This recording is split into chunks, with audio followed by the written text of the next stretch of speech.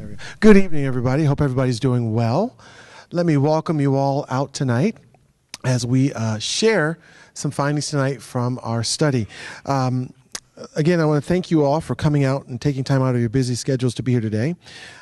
For those of you who may not be aware, the district engaged, let me go back. For those who don't know me, my name is Mathis Cohen. I'm the superintendent of schools here at Wayne. The district recently engaged the SES study team with Paul Silversky and Doug Exley to conduct a program delivery study, including an enrollment projection, demographic study, and a pupil capacity study of the school buildings of Wayne Central School District.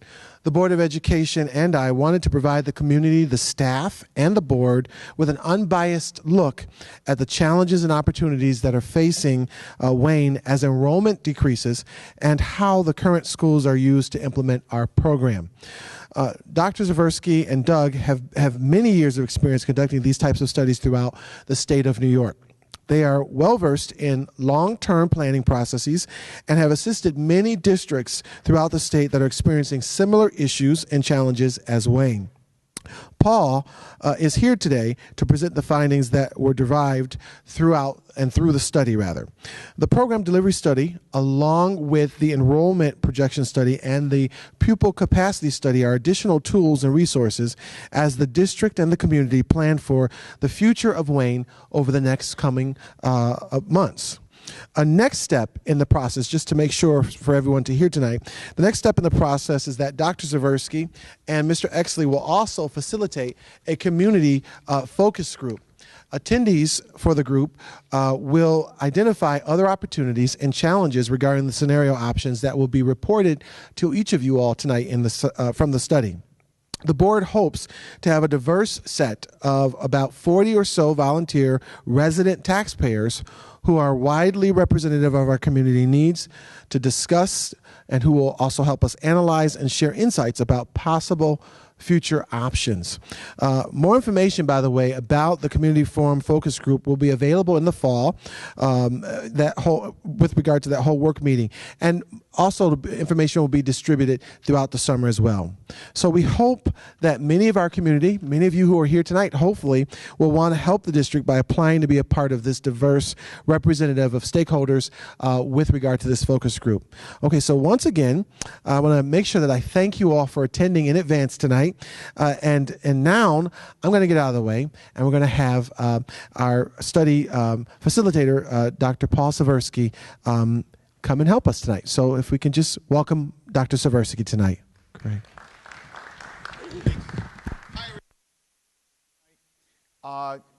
This is the beginning of many weeks, many months of information that Mathis and the board already had begun. For example, there was they also commissioned a third party to look at the financials outlook for the district. That was done. That data will be utilized by the board and Mathis and all of you as you proceed in your planning. This is really a program delivery plan study. And if you would, everyone should have the study. Take it home, put it on the coffee table. On a rainy day in July, somebody comes over for a cup of coffee and a question comes up. This is all there is. There's no executive summary. There's not a special report for the board or Mathis or anybody else. One of the precepts that we have learned many, many years ago in working with districts, transparency is key. It's a public policy issue, anything to do with possibly doing something different or changing an approach in serving young people. And we would suggest, and Mathis and the board totally agree, and that's one of the reasons I think they engaged us, is that everybody has the same information and updated as it may need to be as time goes on. The online, also on the school district website, are two baseline studies. One of them is a pupil capacity study of your facilities, and the other one is an enrollment projection looking at historical patterns of enrollment and estimating 3 to 10 years out, 5 years out, particularly for elementary.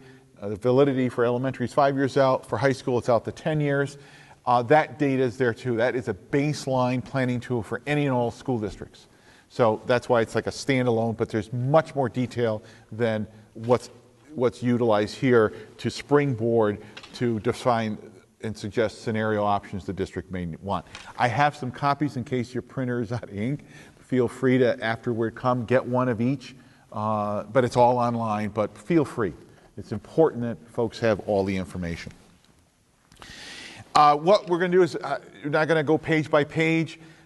This really is, not to be semantical, this is really a tool in the sense that you can almost start anywhere in the booklet, utilize it to engage, have an engaged, data-driven discussion with fellow community members about the kinds of opportunities and challenges facing Wayne. In addition, it is meant to take home, look at, think about. It'll answer probably all questions that folks might have. It might be new questions that maybe some data has to be gathered, but that's what we hope for, that people will really get deep into looking at, what might be the best route for Wayne Central to take. So, and then we'll open it up certainly for questions. Please, it would be inappropriate, bless you, no, that's not inappropriate. It'd be inappropriate to ask me, Paul, what do you think we ought to do? It's your community, it's your kids, it's your money. Doug and I are just guest outsiders. However, in our role was to hold up a mirror and organize, not massage, organize the data into usable format. What I mean by usable, that people can have engaged discussion about and data-driven analysis together about the future for Wayne Central. So, we hope there'll be tremendous amount of public discussion as months go on and the board and Mathis look at various options to do. Mathis mentioned the community focus group, which will be much more information about later on. That, in essence, becomes another tool. Imagine taking 40 or so stakeholders, representative stakeholders of the community. They work together. It could be a whole evening from 6 to 10, or we like to do it on Saturdays, not because of us, because we find it more convenient for community to do it from 8:30 to 2:30, and that work of that time becomes another tool for the board as well as the community, because you have the data and the information sifted, analyzed, discussed by resident taxpayers, residents who have, it's their community, it's their kids, it's their money. All right, so that's coming along the way. I think it's important to point out, if you turn to Roman numeral I, it's important to share this with you. This study and the other work that the board and Mathis have engaged really is about diligent stewardship of public resources.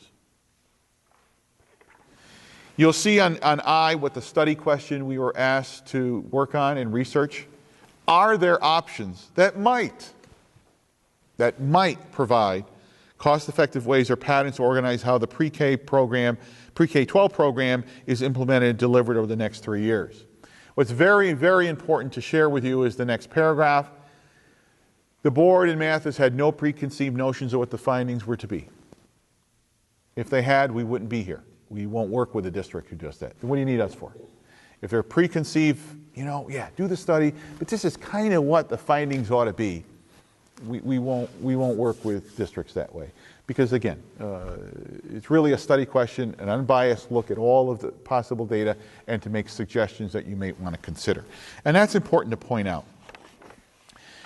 Another thing is that Doug and I and Sam, another partner, what we learned with about 120 years in the public school business as teachers and administrators and whatever else that we've done, is that one, we don't walk on water, we don't read minds, and we don't have white horses. Even though Doug has a white horse, he really does. But we're just folks who have some skill sets of how to look at data and help folks make decisions about their own kids. So one of the things we do, because we learned a long time, we can't do these studies in a vacuum. Just can't. We asked the board and Mathis for time to do a public, this was in public, a planning for the future workshop. And in that workshop, we asked the following question. That's on Roman numeral 3. Well, if that's the study question, then, gee, folks, from your point of view, what are the key questions or data that our school community needs to answer, discuss about how best to provide, organize, and deliver the grades pre-K through 12 program over the next 3 years. And what you see on Roman numeral 3 is a rank order of the work of the board, Mathis, and senior level folks at that public meeting in March. All right? And we present this here because this helped us, guide us in doing the study, as well as we would suggest this listing may be a good guide as the many weeks come about for your discussion of the data, as you may or may not decide to focus in on what you might want to do differently. So we point that out to you. If you turn to the table of contents, there are like 4 or 5 major parts here. There's a section here which gives the kernel data concerning pupil capacity. Then there's a section about what might the enrollments look like. Schools are not businesses, but that doesn't mean we shouldn't be business-like. And one of those business-like things that we would recommend to all schools, including the ones we were leaders of, is that, gee, how many clients might we have to serve? So we can plan resources, think about what resources we have or don't have or may not need. So that information baseline to any planning a school does is critical. How many clients might the school district have in 5 years for elementary and 8 to 10 years out for secondary? So we'll refer to that in a minute. In addition, Doug and I spent 2 or 3 days here, hosted by your principals, viewing the programs in action, having, as fellow educators, good, meaningful questions and answers about the program, how it's delivered, what are the barriers and what are the non-barriers to delivering good instruction here at Wayne. We learned a lot, and we observed a lot. That's just part of our nature of when we walk through a building, we look and feel everything that's going on, particularly what's going on with children. So those insights are there. Then we provide some scenarios, what we call our doable scenarios. They're not hypothetical. They are premised on your existing facilities, no construction, no whatever. They're premised on the estimated enrollments you're expected to have 3, 5, 8, 10 years out. And we believe, and we'll stand behind that, we believe they are educationally sound, given your values that we've learned. And we'll talk about some of those in a minute. And then at the end of the study, we actually quantify what some of these scenarios would likely allow you to have resources, either use them differently or reduce the expenditure in your total budget, if you wish, or a combination of both. So, 2 major items that are critical. The first one is page 2. On page 2, they're listed, in fact, that's the first question I asked Mathis when we were engaged. What are the class size goals for Wayne Central School? On page 2 are those class size goals. They're your goals. Doesn't matter what the district down the road does, either way, up, down, whatever. These are the goals of Wayne Central School.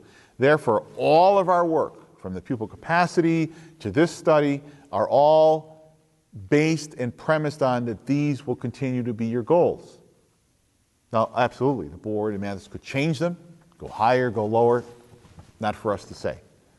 But this historically have been the class size goals of your district. And that's very important. Okay? No one's changing values here. Only you can do that. No guest outsiders have a right to even suggest those kinds of things. Not that we would anyway. Those are your goals. So given that, that's sacrosanct. That's established. Now let's look at your pupil capacity. Page 3. It's a chart, the next page, if you look at page 3. Right now, if you look on the right-hand side toward the bottom, right now in K5, you are utilizing about 71% of your pupil capacity in grades K5. About 29% of your facilities are not being used to serve children in direct instruction. Okay? If you go down the page, you see middle school, 6 through 8. About 63% of the middle school is utilized. About 37% is not. And your high school, about 75% of the high school pupil capacity is utilized given your current enrollment. Now, this is very important to say this. That doesn't mean, first of all, we discovered, which is complementary to your folks, to your staff, as well as your principals, is that one of the first things you learn in principal school, first day, in fact, of class, 1, never ever turn the lights off to a space that children can use. 2, never ever turn it into storage. 3, figure out how to use it for kids. So we can report to you that all of your staff consistently across your buildings are doing that. Okay? So you don't have 70% or 40% or 35% of a building sitting idle. It's being utilized somehow for children. However, if you had the enrollment, it would be used as class sections. All right? And that's important to note. So, that's the second part, those two pieces. Let's take a look at, if you would, let's take a look at what the enrollment projections would look like. And if you look at page 20, we'll give you a quick perspective.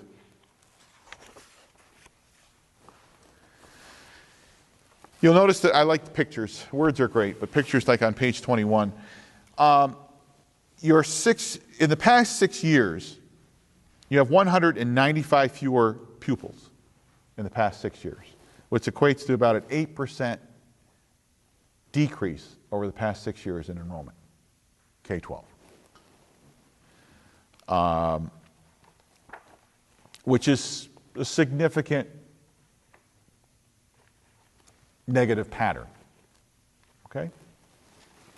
So if that's the pattern, and again, we explain how we look at it, but let's take a look at, well, what are those estimates for the future? So if you look at page 28, they're in a handy little chart. When we do enrollment projections, we provide the rationale for a low, mid, and high. We're good, but we don't have a crystal ball. We use accepted, reliable methods to estimate enrollments, but it's also about one's worldview. Is the glass half full, half empty? And that has a lot to do with it also about what might expect with regard to enrollment in the future. So we give a low, mid, and high. We don't tell you which one to use. We use all three, as you'll see in the charts of the scenarios, to give you an indication of how the different scenarios might serve the young people you might have as enrollments in 3, 5, and 10 years from now. But if you'll notice, your current enrollment in K-5 is 969 young people. It's likely that you'll have between 811 and 834 in 2020. So the pattern of falling enrollments for elementary is likely to continue. In grades 6 through 8, you have 534. The rate of decline is there, but it's not as significant as K-5. And you can see why, because you could pretty much already count the number of middle school kids you have by counting your elementary kids. All right, you're not expecting new people to move in. You're not necessarily expecting in births. With elementary, you're hoping for an increased birth rate as well as folks with kids or folks with childbearing age moving into the district. Those patterns just aren't there. And if you look at your secondary, right now you have 727 young people in 9 through 12, and it's likely you'll have a little over 600 10 years from now, but as you look, even in 2020, you're looking at about 50 fewer. We describe that above on page 28 in prose. So it gives you an indication that the pattern of enrollments will likely continue to decline. That's not uncommon. With most upstate school districts, and not just upstate. Westchester County in particular, for example. They're down there, we're up here. But I point that out to you simply because even they're very near the city, their number of live births, the number of folks moving in at childbearing age are in steeper decline than they are in my county of Madison and in your county of Wayne. So it's not an upstate, downstate thing. It really is a characteristic of our culture. At age 27, I had 3 sons already. I got a 35-year-old son that I'm hoping he has his first kid. Personal story, but think we all have stories like that. Our culture has changed with regard to the numbers of children people have, when they have them. And that's being reflected not only in our state, but across the nation. So you're not alone. I mean, it's not like, oh, what's wrong with Wayne? Absolutely nothing's wrong with Wayne. It's a reflection, this enrollment issues are a reflection of changes in our culture and changes about when to have children and if to have children and at what age. Not the children, but us as parents. So that gives you a flavor of what the future might look like for enrollments. So what we did, remember on page 2 we said what the current picture is of the use of your pupil capacity. If you look at page 30 and 31, similar chart, but you see what happens. The percentage of pupil capacity unused goes up over the next 3 to 5 years. Instead of 35 or 32%, you're in the 40% range of unused pupil capacity of your current facilities. Okay?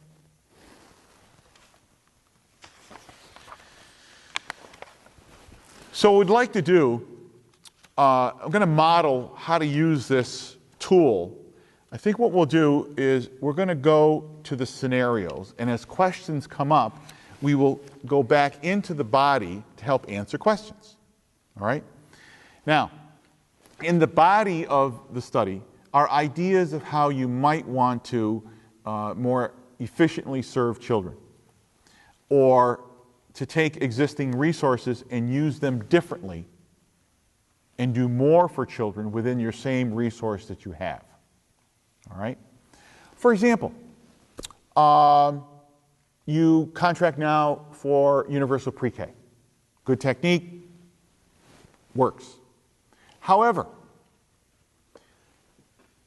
a possibility, because you'll have the space, you will certainly have talented certified staff, because the enrollment suggests you don't need all the staff you now have.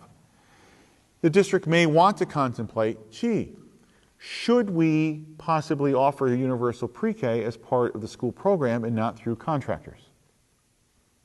And we spend some time discussing some opportunities and challenges to that. It would, first of all, it would cost about $88,000 more to do it in-house, but it would be served by all certified folks within the school building. And one of the things we talk about in the study as an example is how important it is to articulate or communicate or collaborate about the pre-K curriculum and delivery and program with what happens in kindergarten, first and second. All right? Very, very important, seamlessly, because the pedagogy, for example, in teaching reading in K and 1 is what's being done in the pre-K complementary. What I mean by not complementary, isn't that nice, but seamless. Because why go off in different tangents if it's seamless for the children as well as their parents? An important consideration that we would suggest that you may want to look at. So yes, is there money that or expenditures that may not be necessary? Yes, which means it could influence your property tax levy as well as dealing with a couple of things that you have no control over. The sales tax. When I used to be superintendent in Warsaw, we looked at Wayne County and we were always envious about that you guys got sales tax. We got nothing. All right? Can't lie to you. Now there's contemplation you may not get sales tax, as well as what may happen with the nuclear power plant. You didn't create it. It is what it is, but you, as a responsible community and as your board and Mathis, have to deal with it. So yes, there could be funds that, in essence, could reduce your expenditures. However, there are also existing funds that could be used differently to serve children. And there'll be more about that in a few minutes. Okay? So, let's do this, if you would. And then we're going to use the tool how we would hope when Uncle Tony comes over for a cup of coffee, if there's a question, that you too can use the tool to answer questions that might come up at the kitchen table. So if you turn to page 53, let's take a look at some of the scenarios.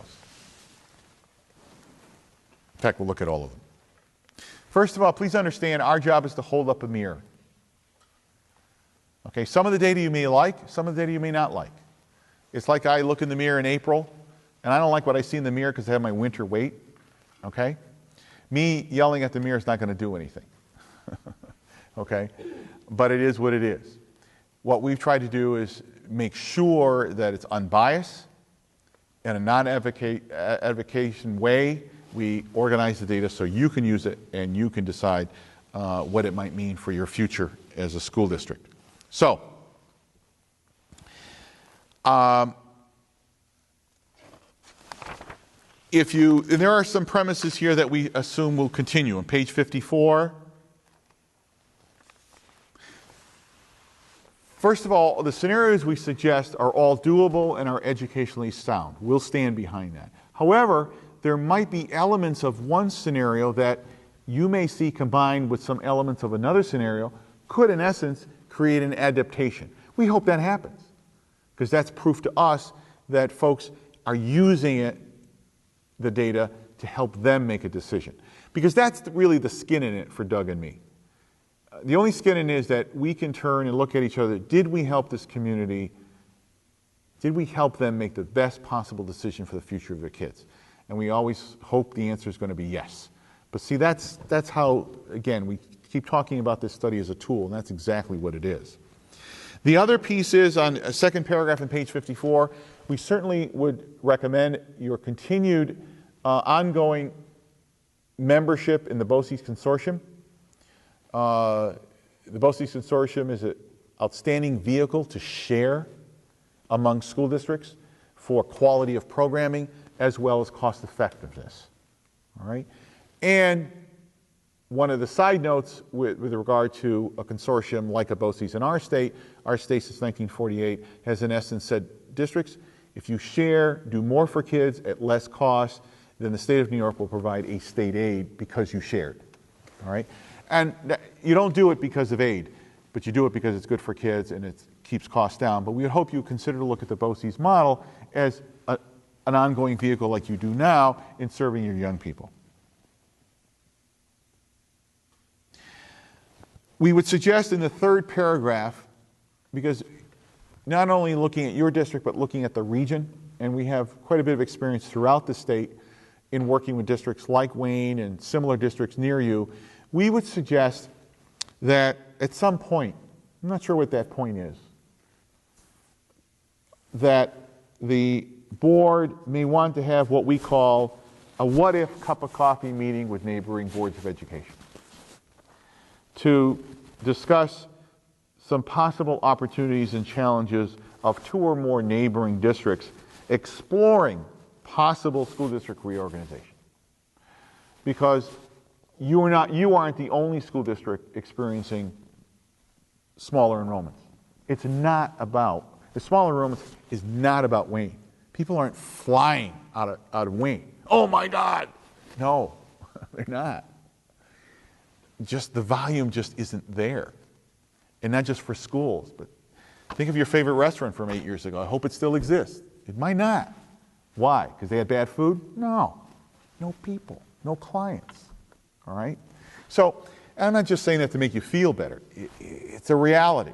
So other schools are experiencing this around you, and it might be worth some preliminary discussion, no commitments, of what might be opportunity. There definitely are financial opportunities. However, there are a lot of other opportunities, like volume of young people, not hordes of children, but you need a certain volume to provide a comprehensive high school. Okay, just the nature of it all. So as enrollments go down, you and other school districts might begin to feel, can we continue this value of a comprehensive offering? See, that's how it comes in programmatically. So it's not just about the money, even though there are tremendous incentives financially for reorganization. But that's not why we bring it up, all right? The second to the last paragraph, every one of the scenarios create a cost savings. However, the cost savings that we have recorded there are conservative. Let me explain that. With falling enrollment, it's pretty clear you may need fewer buildings, and with that are the typical staff that come with a building. A principal secretary, a nurse, okay? Classroom section teachers. However, there's a whole set of other staff, and I'm talking, let's talk about teaching staff, specialists, that the study does not address on purpose, not because we're lazy. Because it goes back to what I said earlier. For example, you have a pretty good complement of language teachers. One would say, well, gee, if we have fewer number of children, will we need all of those language teachers? One answer is probably not. However, another answer that only you, the board, your community, all of you, gee, could we do something different with that resource to give more for our children? Example, Part 100 regulations. You might say, what is that?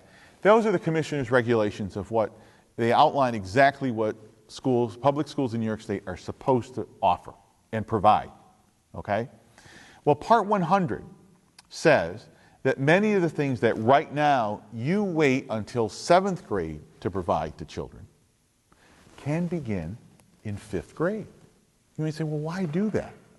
Well, imagine, for example, all of you, if you've had a junior high youngster or if you have a grandchild in junior high, they all have really seat time with regard to a language. Imagine if that started in 5th grade, okay?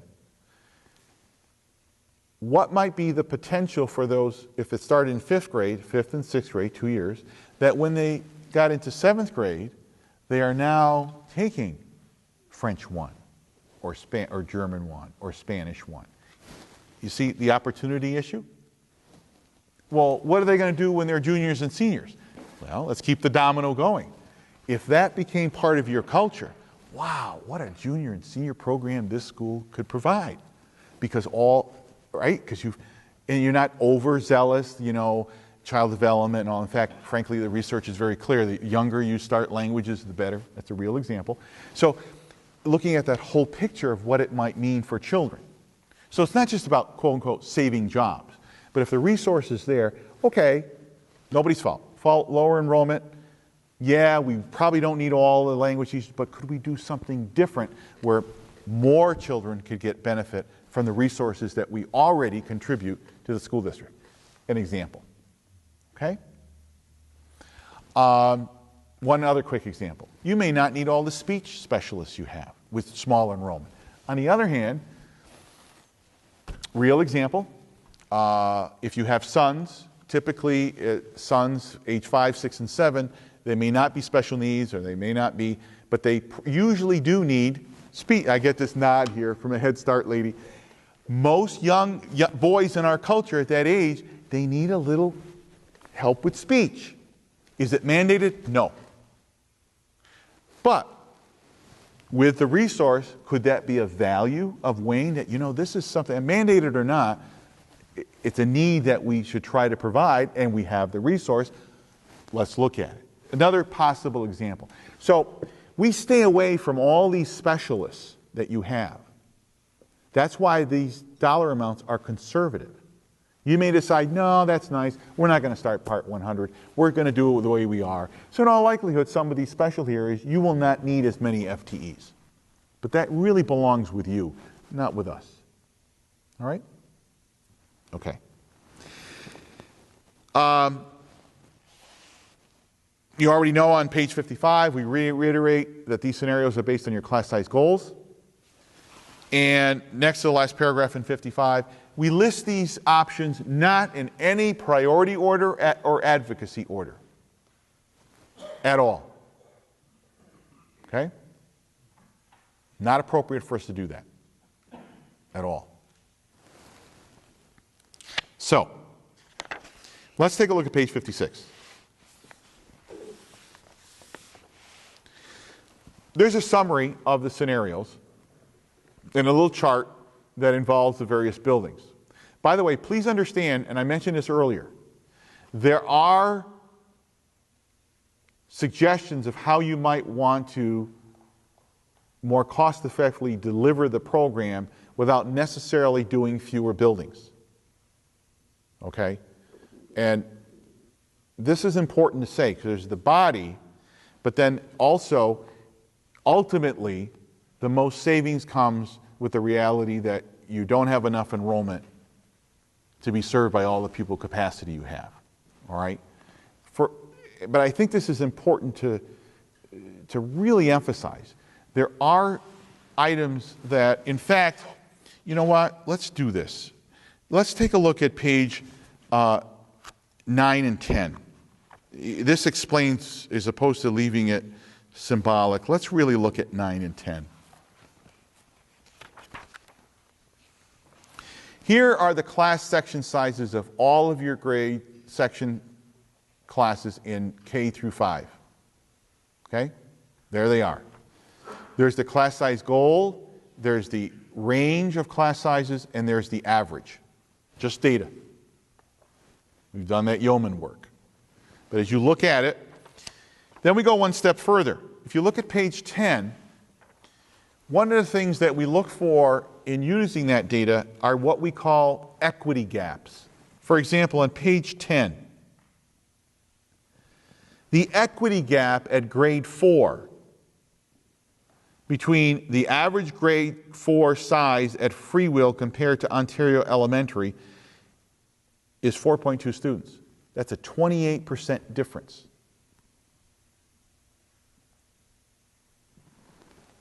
Only the local board and the community can judge if a gap is appropriate or not. That's a high gap. So if I live in Free Will, I may be in a class, my fourth grader might be in a class of 15 or 16, but if I live in Ontario Elementary, I'm up to close to 20.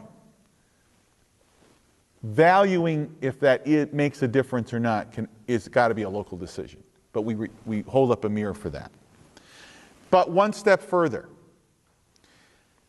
Class size goals are used for a lot of things. One, first of all, delivery instruction, but also it's a measure of efficient deployment of staff.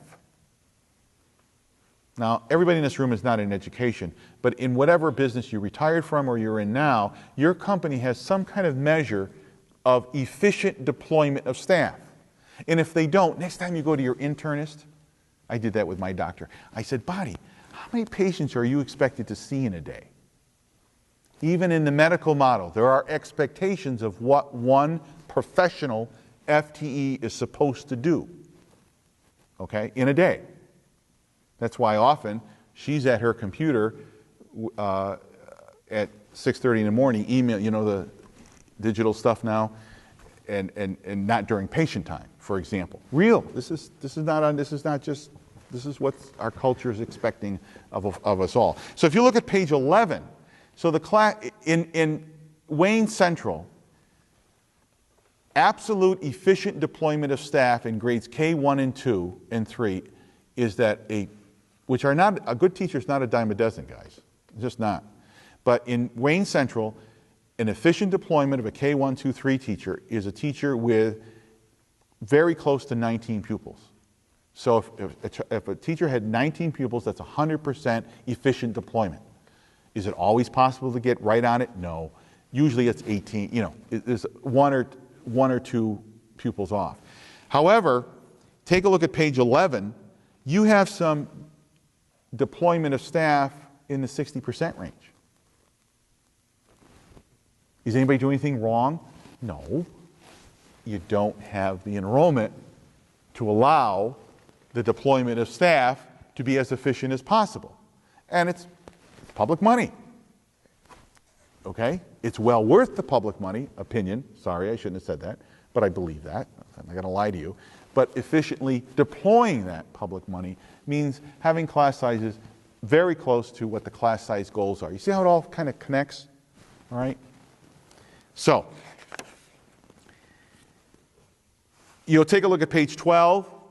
We do this for English classes at the secondary. You might say, why do you do English, Paul? Because everybody takes English. That's why. And you can see the class size goal is 25 on page 12. You see what the averages are. In fact, they range from 13.9, 18.6, depending upon grade level. Data for discussion about deployment of staff. Okay? But as I mentioned earlier, there are items in here that, without changing your pattern even of grade level configuration or use of buildings, on page 17 and 18, for example, without changing buildings or, fewer, whatever, notice what the data shows on page 17 and 18. Right now, in this school year, which is over, but I do believe the same numbers of staff, barring anybody retiring or whatever, has been allocated for next year, there are 6 FTEs in K-5 that are more than what one would need to be necessary to achieve your class size goals. An average, and again, half above, half below, an average FTE elementary instructor in Wayne, all inclusive. Learned that a long time ago. I always had community say, Paul, don't tell us salary. What's it cost? Well, the average is about $86,000. So there are 6 FTEs. I still want to be conservative. So there's about $475,000 of resource that are being utilized to provide class sections that really those young people could be served within the class size goals, but with 6 fewer FTEs. So that's why I mentioned earlier, there are items in the body that certainly can be looked at without having to change or think about the buildings. Okay? Okay. So, just wanted to see how the study kind of grows on building on the data for more intense look at delivery of the program, because it is a program delivery study. Well, let's take a look at a benchmark. Benchmark is, what if you did nothing? And the enrollment estimates for 3 years from now and 5 years from now came about. And that's on page 57. So we're going to benchmark, okay? So all the buildings are there, pupil capacity is there. No, you're not building anything, you're not renovating anything. You're just what you got, all right? So on page 57, and this models how we do the yeoman work for you. You don't need to go look through the enrollment project. You may, whatever you want, but we try to put it on a simple to help your discussion to be as comprehensive as possible. You bring the brains to the table. We just organize the data for you to have as an intense discussion as possible about the future of your district.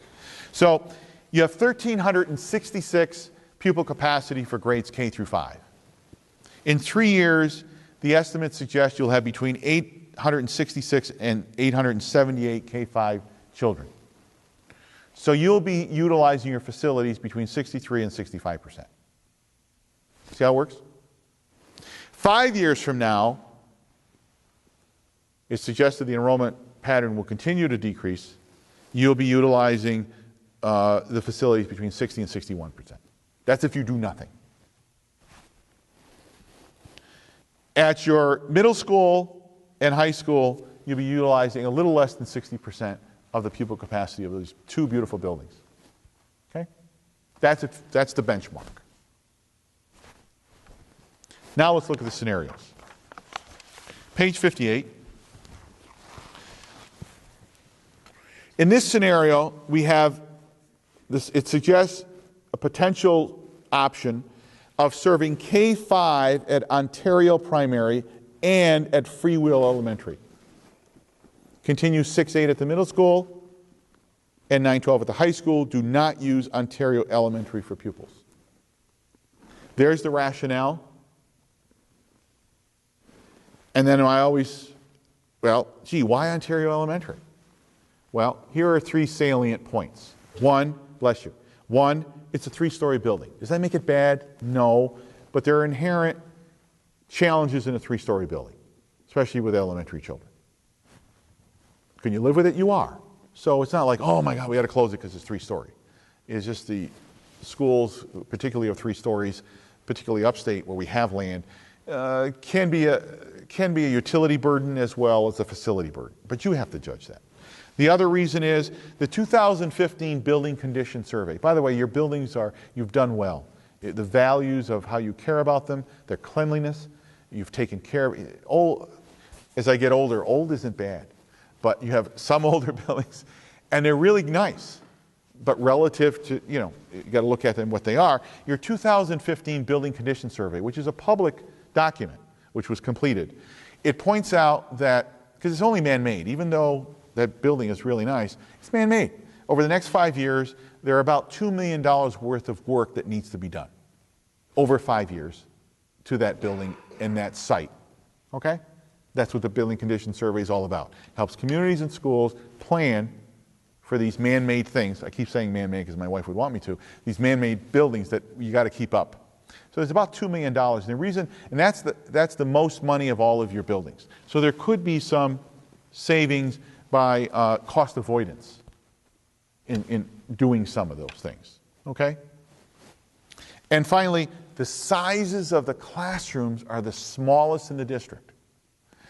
For example, take a look at pages, sizes of rooms. Page 6.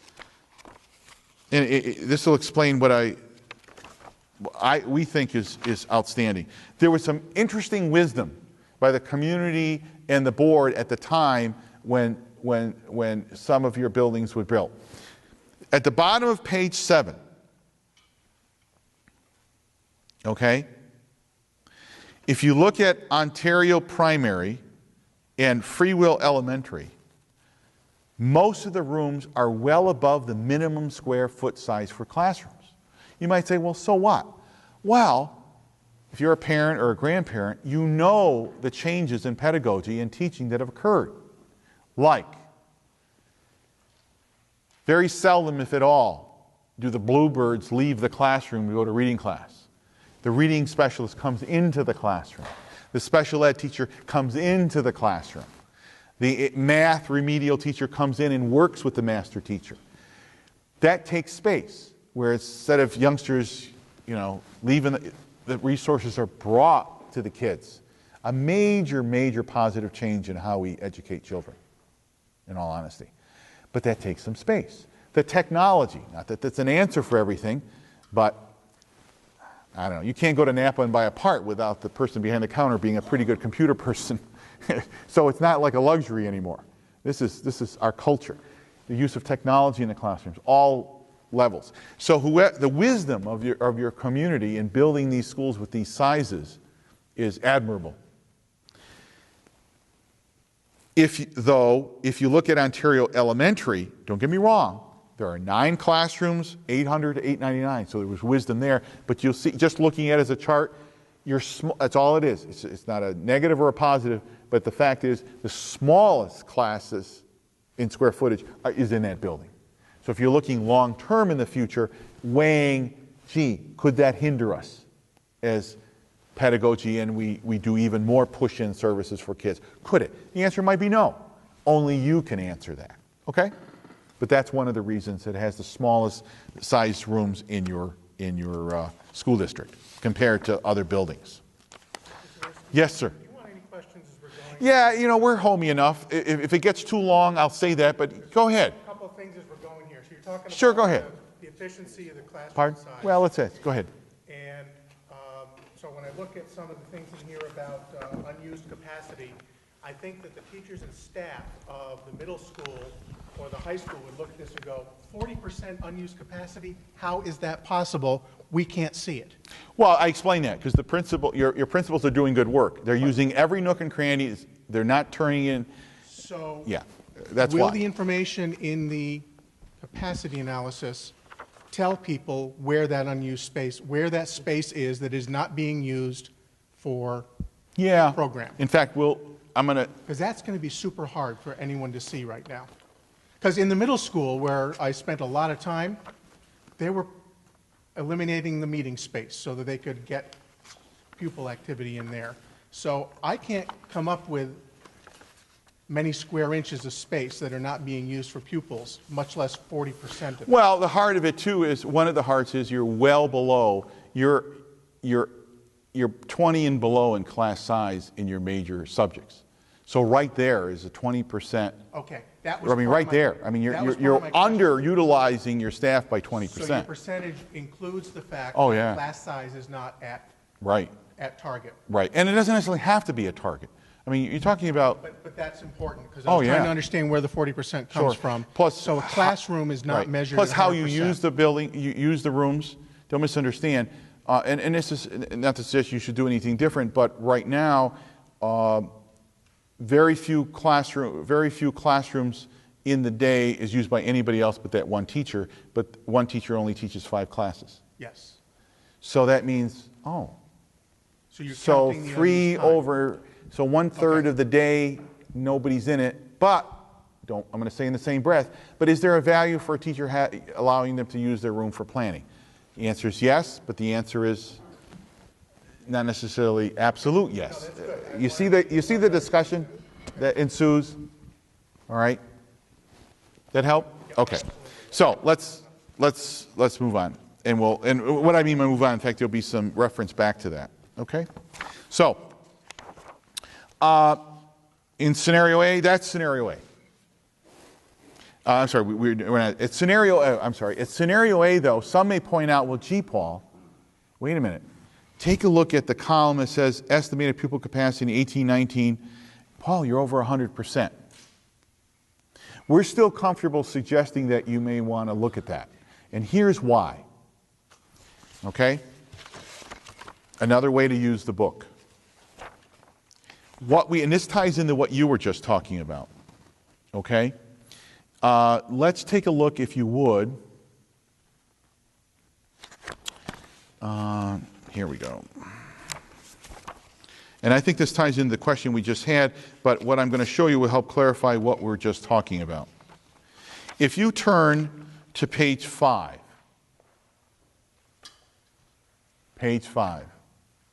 here are real examples at the elementary. That if you had more enrollment, in all likelihood, the shaded classrooms, you see that, would not be used for support space. They would be used to provide classroom sections. For example, and there are a lot of them. Look at all of the 821 square foot rooms that are at Ontario Primary that are now used for support space. Now, your approach in providing like AIS, this is where the discussion comes, is in small groups. You're not having 20 academic intervention, that's what that is. You're not having 20 youngsters being served in the room with 821 square feet. Typically, you're having 3 to 5 children. Typically, for an AIS support space of no more than 450 to 500 at tops is the typical space to allow that kind of instructional support to happen. But you have it in an 821 square foot classroom. Is there anything wrong with that? No. Remember what I said earlier? Your principals aren't turning the lights off. They're not turning stuff into storage. They're using it for kids. And that's what you would expect to happen. But if you had the enrollment, that would be an example where you would have a class section. All right? Now, but we're being conservative. We do this with all of your space. If you take a look at page 6, same chart, but a little more refined. Page 6 and 7. We did this for the elementary and the middle school in particular. You might say, why didn't you do it for the high school? See, part of the problem with the high school, there really is only one doable scenario, typically, in studies like this, which they are doable, it is doable, but it's on the verge of not doable. And that's where you take an 8th grade and make it an 8-12. There are major challenges to doing that, and there are major opportunities to doing that. But the challenge is particularly with age level. You see what I mean? Even though I'm not trying to renege one of the scenarios where we're suggesting your high school could really be a 7 through 12. That's a little different story than just picking an 8th grade and putting them with, they don't have a volume of that age level. Okay? But anyway, take a look at page 6 at the bottom. Those are all the spaces that right now your principals are making sure are used somehow for kids. We are suggesting out of, like in Ontario primary, 1, 2, 3, 4, 5 very large class size, section size classrooms. We're suggesting conservatively that if there was more enrollment in that building, at the very least, 19 pupils more could be served in that building. In fact, some of you may scold us. That's too conservative. Paul, you're saying they only take one of those and become a classroom? Well, yeah, at this point, because you just don't take it. You still got to supply the support service, so that staff and principal have to decide how to do that. And you can't shortchange them how to do that. You can't prejudge. So we're very conservative when we say 19 more. All right? And this ties into this 102%. We believe, though, given what we met, interviewed, listened to, and with the folks running your schools, that in all likelihood, without shoehorning kids or hurting kids, probably close to the 38 or 40 children could be served in that same building without doing that. But we don't want to be presumptuous of that. Too early for that. Ontario Elementary, out of all those spaces, you see that list? We're suggesting 25 more pupil capacity. Could it be more? Yeah. An opinion. But you got to leave the people that you hire to figure that out, you got to leave them some leeway to figure it out. That's why we do that. At Freewell Elementary, at minimum, we're suggesting you can serve at least 44 more children there. But if you look at the list, probably many more. But I, as a guest outsider, am not going to guarantee that. That has to come from local discussion, local decision making, local people, local knowledge. Very important. Okay? At your middle school, take a look at top of page 7. There's a little different. In all likelihood, about 125 more youngsters can be served at the middle school, given all of those support spaces. Wait a minute. Are you saying we can't give resource anymore? No, if you look at all those rooms, typically a resource room serves 4 or 5 children at a time. Okay? So they are typically overly large rooms for the method of delivery of resource room for your children. That's all that's saying. Is it wrong? Absolutely not. You have the space, why not? However, if you had the children, these spaces in all likelihood would be used differently. Okay? That's all it's saying. Remember when you became an empty nester and little Johnny's bedroom became the sewing room, or the cave, man's cave? Same difference, not to be facetious. But when you have a need, or you don't have the need, you look at your resources differently. All right? So does that help? That helps. I try to allude to that. I think that maybe kind of helps a little bit of your question.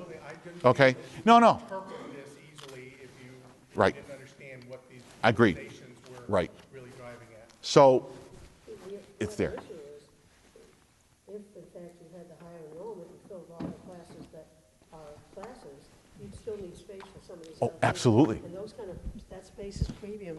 Sure. People, you don't have that in a lot of the schools. Right. But you So, do. You yeah, have You'd have to quality really space. work at that. Right. Yeah. Okay. So again, I try to tie that all together. You got some very good questions here and perceptions.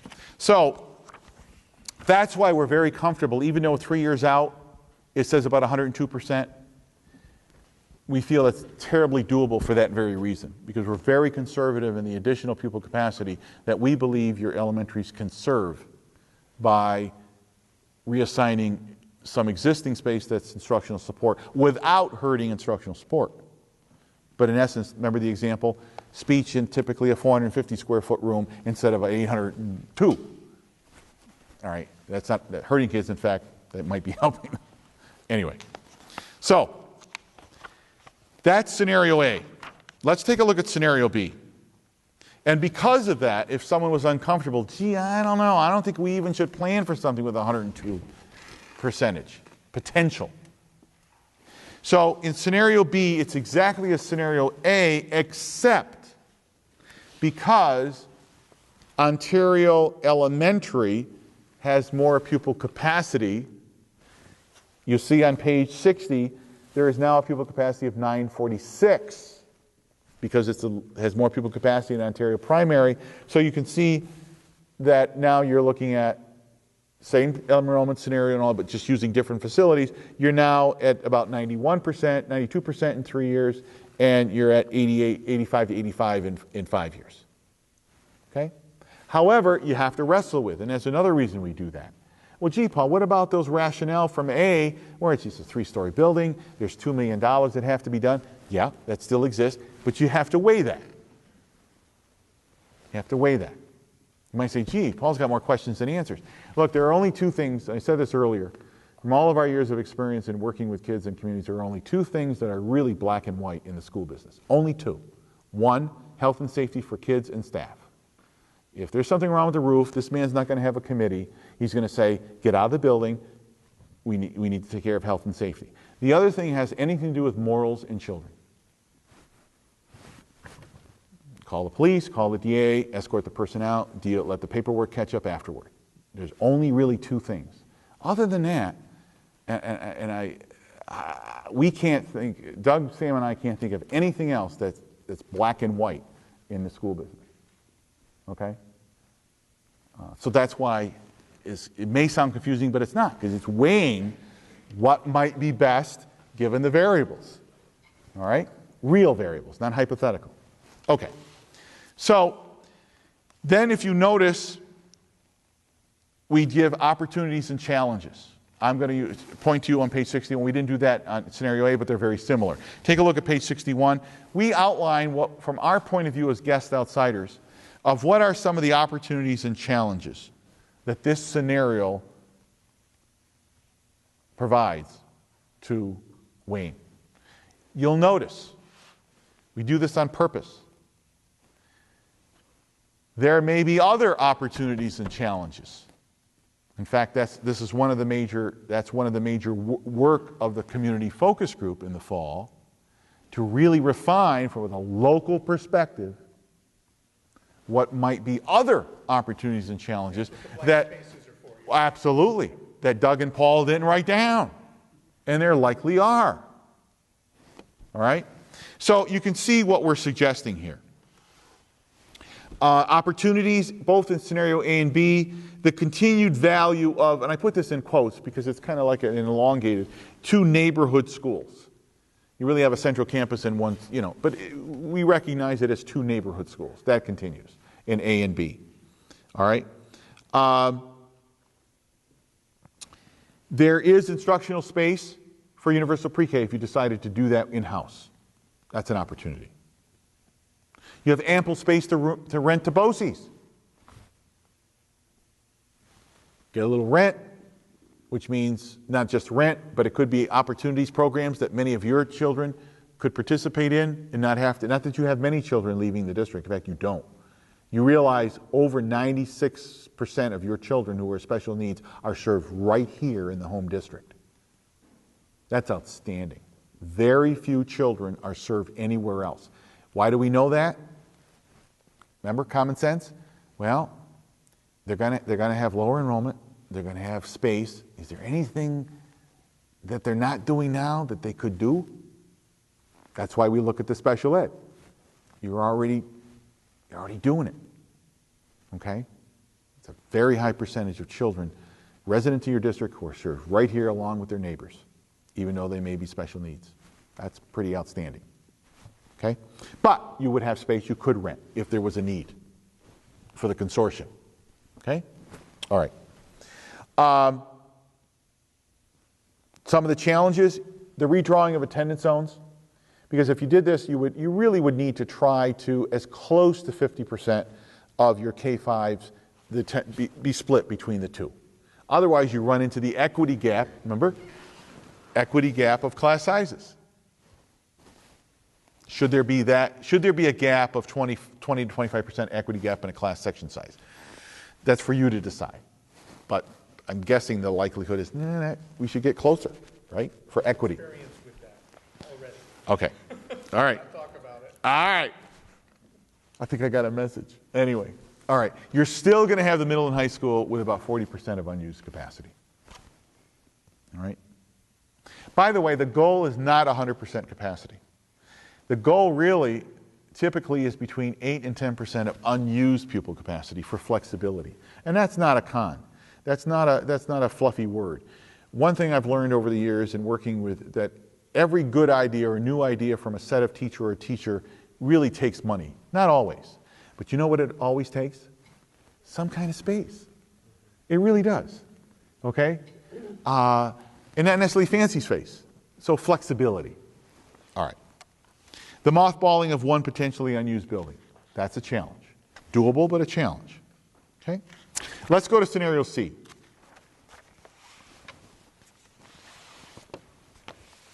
In this scenario, it's kind of similar to what you have now, but it really isn't. The fancy word for this is the Princeton model, which you take all of your grade levels and put it in one building. And there are some opportunities and challenges for doing that. So in scenario C, K2 served at Ontario Primary, 3-5 at Ontario Elementary, continue 6-8 at the middle school, 9 through 12 at the high school, do not use Free Will Elementary. And you can see what this does. Free Will has 0 capacity, but you still have 938 pupil capacity in the remaining 2 buildings. And you can see you're going to be in that 89 to 95% range in 3 years, and in 5 years, 81 to 95%, depending upon grade level. Yes, ma'am. So that currently, is the elementary school not using the 3rd floor or not using it very much? That would fill the whole building to the 3rd floor. It would use what the pupil capacity is right now. Yeah, so it'd go up to the 3rd floor. Well, you are using some of that Some of now it, I don't- anyway. But no, we're not changing. In fact, that's a good question. Let's give you a more specific answer to that. No, when I Ontario Elementary, how you're using it now, okay, without changing what you're using for instructional support, okay, totals 430, okay? So if we add the extra 25, that's where we get the, you would have the 518. So you would be using some of that space. Yeah. But not all of it. Oh, okay. You still there's we're not some- taking, it's not a game of, well, let's just remove all the instructional support space. No, you can't. Because you said earlier, instructional support is an integral part of the program. All right, so you can't just do away with it. Yeah. So it has all of that plus, but it also has your class sizes being at the goals. That's an important factor right now for Wayne. Your class size, average class sizes are well below your goals. Well below. Okay? That help? Yeah. Okay, thanks. So, why Free Will? I don't know. The only reason, Free Will is not located with the other buildings of the district. That's about all I can, it's a scenario. In other words, if you centralized, the K, as we said here, the K2 and 3-5s, you'd have them, in buildings next to each other. So, there's some opportunities and challenges. Programmatically, there are some extensive opportunities. You have all of the folks with the talent and expectation to serve a particular grade level all under one roof. The ease of staff development for those people, and not just ease, but the ongoing daily collaboration by all the people who teach one set of grade level is like ongoing. It's not like a special meeting, we got to go there, we got a meeting at 3 o'clock. No, it's like all day they're able to collaborate, work together, and solve problems for that particular age group. There's some major advantages to that. Okay? Scenario D.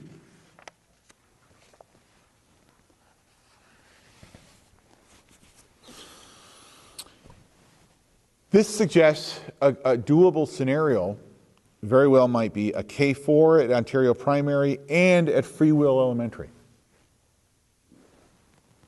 Serve 5-8 at the middle school. 9 through 12 as you do now in the high school. And this is not just a game of numbers. you'll notice this is a program delivery study.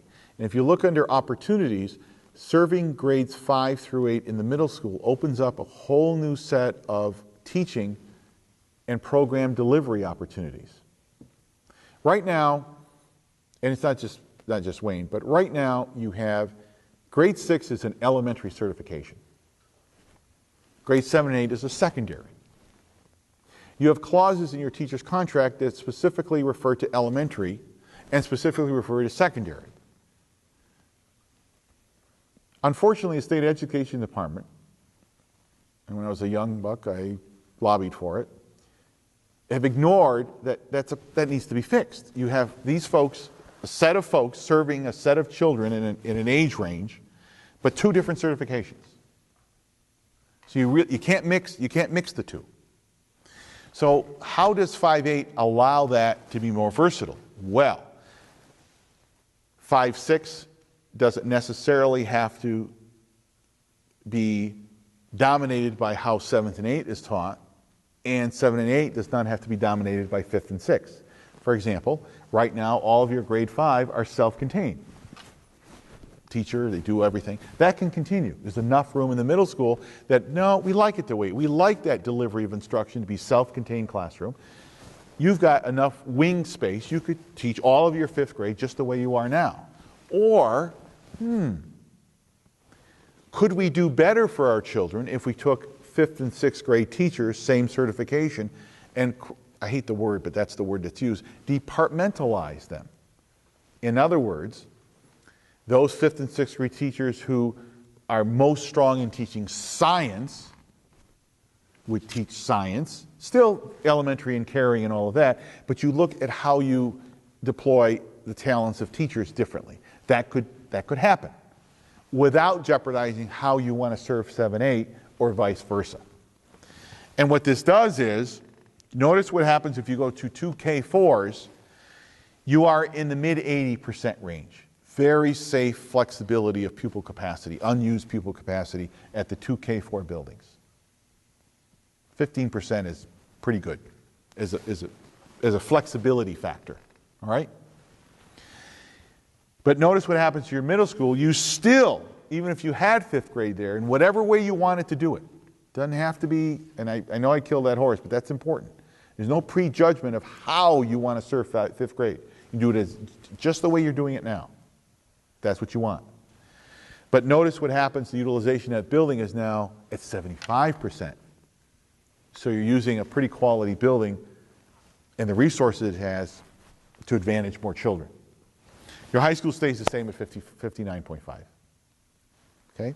And you can see on page 65, and we outlined some of these things. On page 65, under opportunities, what I just described is in prose, the kinds of options, along with some others, that you could have in how to deliver instruction to 5th and 6th graders and 7th and 8th. Not necessarily the twain will meet either. It's up to you. There's flexibility of the building to do that. All right? But because you're centralizing grade levels, you're automatically becoming more efficient in deploying staff. See why? All your 5th graders are in one place. So there, in all likelihood, will be very little equity gap between class sizes. All right? So therefore, you could, again, I said it, more efficiently deploy staff to teach grade 5. So that's a built-in. Quick question on scenario Sure. B. Yes. It looks like it would be a significant transportation change. Did you factor in the ability of the current school bus inventory to deliver students? Yeah, you have a double run. You have 31 runs in the morning, 31 runs in the afternoon, and there are double runs. Yep. In viewing that, that is significant resource. Now, when we get to it, we give you data about what it costs for transportation, but it's too early to really analyze particular transportation patterns. Once the board, seriously, once the board does choose with the community a couple scenarios, that's when, and in my opinion, you've got talented staff to do this already because you have the good software to do it. You don't really need to hire out for this because you have a good piece of software. Your staff can do some what ifs Okay, how many would be on a route? What are the times and all that? But what we do with it, and we'll show you in a minute, what we do in this study is give you what we believe some really baseline data. How long is the longest person on the bus? Yeah, I saw that. That's good. That helps. You see the value there? The district has a value about, there's a certain limit that we expect, and it's pretty, what's it really cost? State support versus local support. Okay? Information. Not conclusions, but information as you go deeper into this that you'll likely use in analyzing that. Okay? But you have 31 in the morning, 31 in the afternoon, and they're double runs. So you have an elementary and a secondary run. It may look different, but you've got tremendous resource there. Okay? So, scenario E.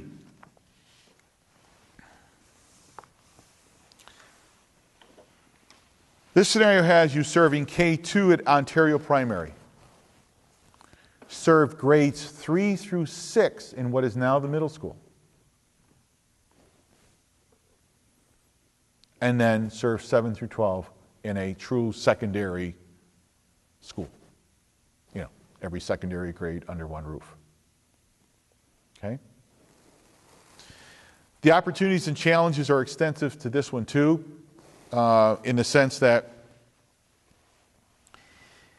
under opportunities, you have all under one roof, all your secondary certified folks, where taking the best skill sets of each teacher. There's no duplication. There's no duplicity. Here's your secondary team, and it provides, for example, professional opportunities for folks.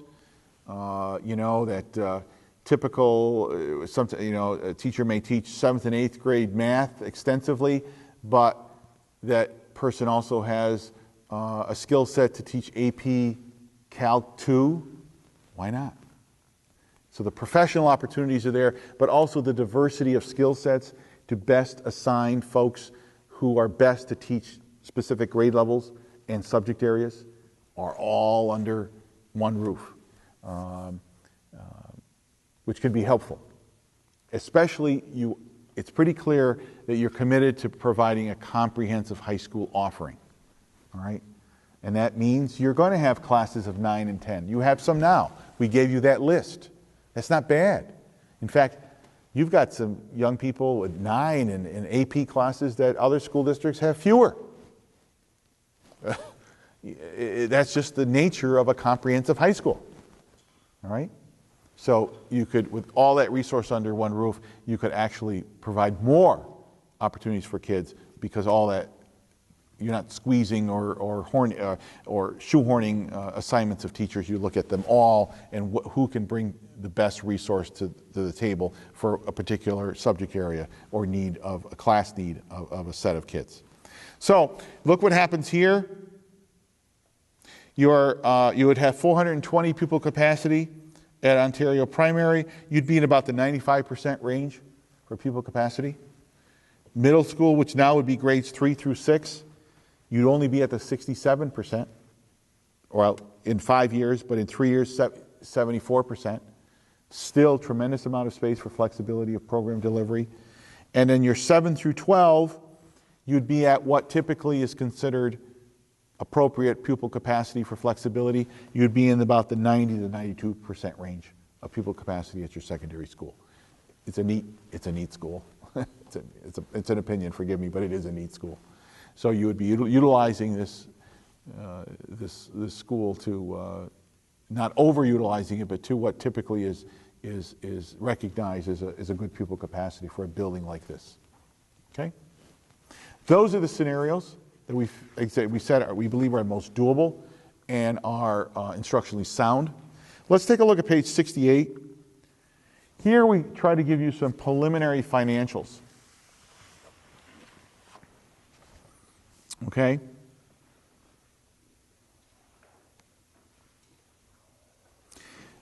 Not all of the potential savings are listed. For example, remember I mentioned earlier about cost avoidance? That has to really come in consultation with your architect. For example, if, and I don't think you're doing this, but suppose you, in Ontario Elementary, there was a redo of the nurse's office. I don't think that's on the list. I'm just making that up. If you didn't use it for children, you would not do that. However, if the roof needs repair, using it for children or not, you have to protect the asset of the public. So that roof would have to be taken care of. Does that give you an example? So there are items that cannot avoid, all right? Just like at home.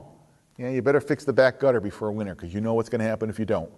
Not to be corny, but that happens. But there might be, like this nurse office example, I just threw that out, you would not need to do because there aren't children in the building. So that amount of money of cost avoidance would have to come from deliberations between the board and the architect. And there would be a significant set that would not have to be done. All right? On top of page 69, we address what we said earlier. You have 62 single bus runs, AM and PM, at a cost of $810,000. That's just to get the kids to school and home. No special runs. Special ed, you never know what their bus runs are until August, and you've got to do whatever that's got to be. Midday runs to pick up young people at the BOCES Center and vice versa. That's not in there. But just getting kids to school and kids home, you have 62 runs. Okay? And we explained what we said verbally earlier, that right now is not the time, but in all likelihood, there probably is savings on the table. That we would be willing to stand behind and suggest to you that there are. Well, let's take a look at page 71 of how this chart goes. So there's scenario A. If you remember, scenario A has K-5 both at Ontario Primary and at Free Will Elementary. There would be one fewer school. Conservatively, that's one fewer principal. That's one fewer principal secretary. That's one fewer nurse. And in your district, every one of your buildings has a psychologist and a counselor and a librarian, except for .3 at this school. In other words, by your own values of how you determine that by building, not by volume of kids in a building. See the difference? So even your smallest elementary buildings has a full-time counselor, a full-time psychologist. There's no taking into account that maybe one building has more kids than the other. So taking that lead, you see what we did? If that's how you do it, we took your lead of how you do it. Therefore, we're suggesting there would be one fewer psychologist, one fewer counselor, and one fewer, and not a full FTE, because you value having a certified, it's amazing, a certified librarian in every one of your buildings. That's amazing. Especially since it's not mandated by Part 100. That doesn't mean you shouldn't do it. That shows values. To two outsiders, for a district who values that says a lot about your value for kids. It really does. So we did not unilaterally change that. If anything, we made sure every one of the remaining buildings had a full-time librarian, okay, from what we learned from you. So, therefore, if there are 878 pupils in K-5, this is also where we're conservative. I'd rather folks look at the study as, gee, those guys are really conservative, than us suggesting overzealously what savings would be. Because really, in the end, the heroes will be you, your board, and Mathis. In the sense that, in all likelihood, there will be more savings. But that really needs to be from you, not from us who go home. So notice what we're doing here. We have 878 K-5 pupils.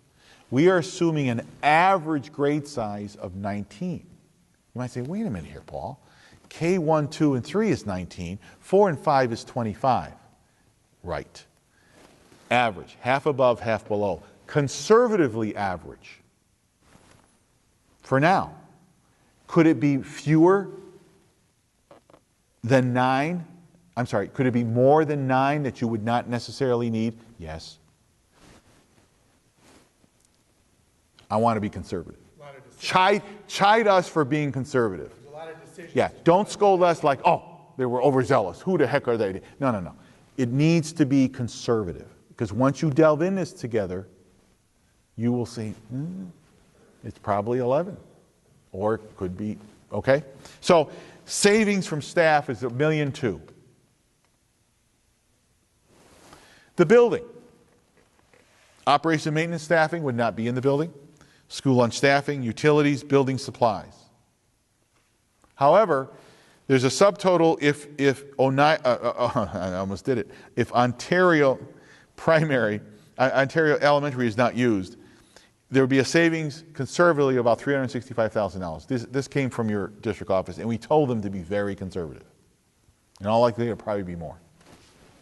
But, however, you have to minus from that what it's going to take to protect that building as a community asset. All right? What that means is... You're making the assumption that you want to do that. Well, wait a minute. Don't stop there. Wait. Well, wait. Until you rent it or sell it, it's a community asset. So what does that mean? If it's wintertime, there better be 45 to 50 degrees in there. There ought to be, in our opinion, daily security of the building. 3, no grass growing in the parking lot. Okay, sorry, you see the pet peeve of mine when I see building like that? Making sure the elevator permit is always up to speed, that there's full insurance for the building, including the yearly boiler inspection. All those things that, what are you talking about? That's kind of what you got to do in a building. We're recommending all that continues, okay? But that takes some resources, because if you rent it or sell it, you've got to hit the road running, which means it's all up to speed with the elevator stuff, the boiler stuff, So that's why the estimate is about $79,000 of expenditure to make sure that building doesn't become an eyesore or deteriorate such that it's no longer the asset that the community expected it before you closed it. All right? And you'll see this through the whole thing. And would it take that much?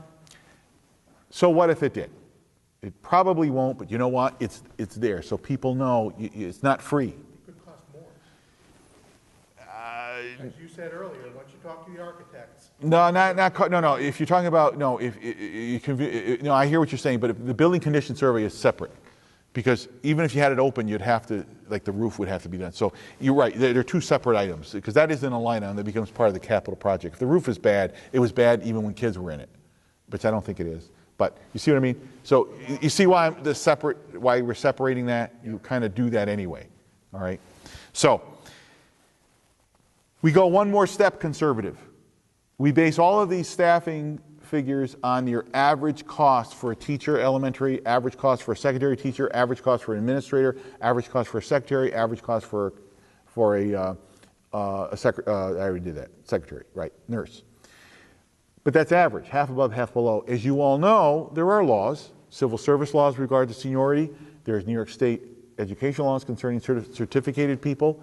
So the potential that the average, that the 9 teachers, for example, would be at the average or above, could happen, but I don't want to take that chance. Not fair, inappropriate. We minus 20% to make a range. So that's where the range comes from. Assuming that they won't be at the average, they'll be less than average. So that's why the range is between $1.2 million and $1.5 million.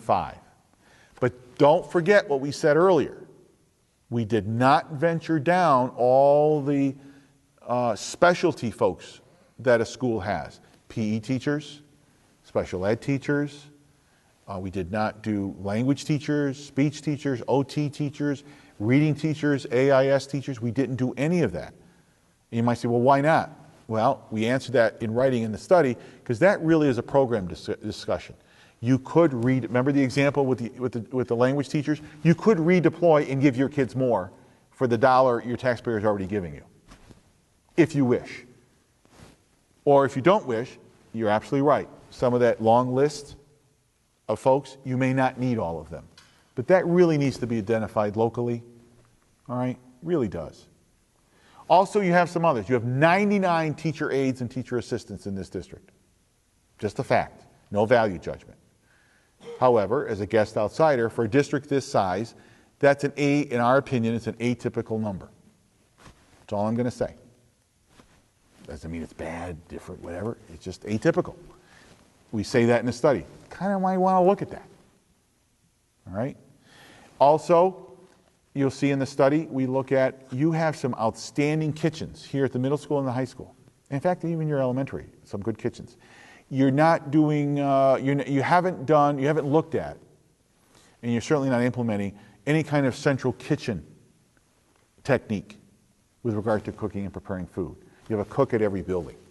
There are other ways to deliver nutritious, warm, cost-effective meals, especially when the federal food isn't there. It's really tough to run a break-even lunch program. It really is, and I'm not whining about it. The reality, you know, we used to joke Jimmy Carter and the Peanuts. That doesn't even exist anymore. So it's really, really tough to break even and give nutritious meals. So there are other techniques that schools have done, like central kitchens, especially when your buildings have real high-quality kitchens, especially at the two big schools. So you may want to look at that, too. With or without whatever you do to the building, there are some other ideas of how you can, without hurting kids, without jeopardizing quality that you expect, that you can do the services more cost effectively. Okay? So, scenario B, same pattern. Okay? And you can see that we try to keep it consistent. A lot of data, but if there's a consistency, there's a credibility of how to understand it and to apply it. So if you look at, you'll notice that there are different ranges. For example, if you look at scenario C, I need to point this out, which is similar. If you look at scenario C, same issue with principal, secretary, nurse, psychologist, counselor. But you notice here, we're assuming 414 children on page 72, 414 K through 2 pupils with an average class size of 18. You see why? Conservative. However, 465 pupils, grades 3 through 5, an average of 23, still conservative. I want you to know where the numbers come from, okay? And here, you're looking at the potential of 12 fewer FTE teachers. So that's the how you deliver the program. The configuration and the numbers of grade levels in a particular building reflect the effectiveness of deployment of your staff. Okay? Scenario D, and finally scenario E. This is the most cost-effective as far as savings or money to be able to do something else with for kids, okay? And you can see the range is $2.6 million to $3.2 million. And probably at least, it depends what you do with the resources, because lower enrollment of all those other positions that we're not touching. There could be a potential of upwards $750,000 to $1.5 million more on the table. But that's a program decision. There is something that's very important.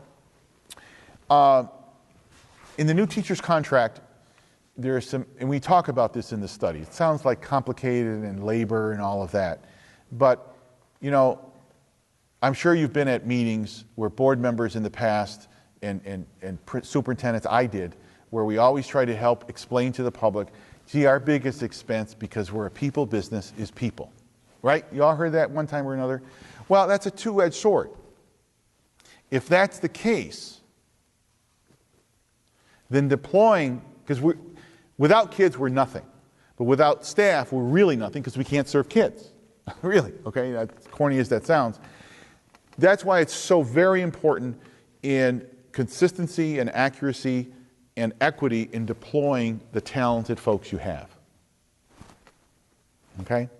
And I don't care if it's a doctor's office or Napa or Gleason, engineering, wherever it is, deployment of talented staff is key to any operation. So one of the things that's occurred, which is, and this is admirable for the district as well as the Teacher Association, is that there's new language that says the old master schedule is gone. That the scheduling and deployment of staff is not geared to an old master schedule. You might say, well, help me understand that, Paul. Unfortunately, sometimes master schedules don't necessarily focus on what kids need. It's like you fit the kid into the master schedule, that's gone. All right? In other words, what do our kids need? How do we deploy what we have to serve our children this year? So one of the things that's occurring is that and we describe this here, that your secondary staff in particular, the language is such that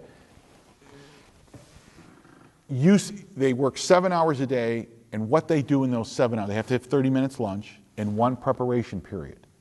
But the length of those periods, when they are, as long as it happens within those 7 hours, is at the prerogative of the school district. Okay? That's very important for a lot of reasons. You may want to look at, gee, you brought it up a little bit. One wonders, should elementary come in a little earlier than they do now and secondary come in a little later? It takes 45 minutes to an hour to do a complete run. But if you consolidate where grade levels are, you might be able to do that in 40 minutes. You see how the conversation goes? Research says that older kids really need a little bit more sleep. Unfortunately, because of athletics and jobs and family caretaking, because we don't have a lot of great child care, so older kids have to take usually care of the younger kids.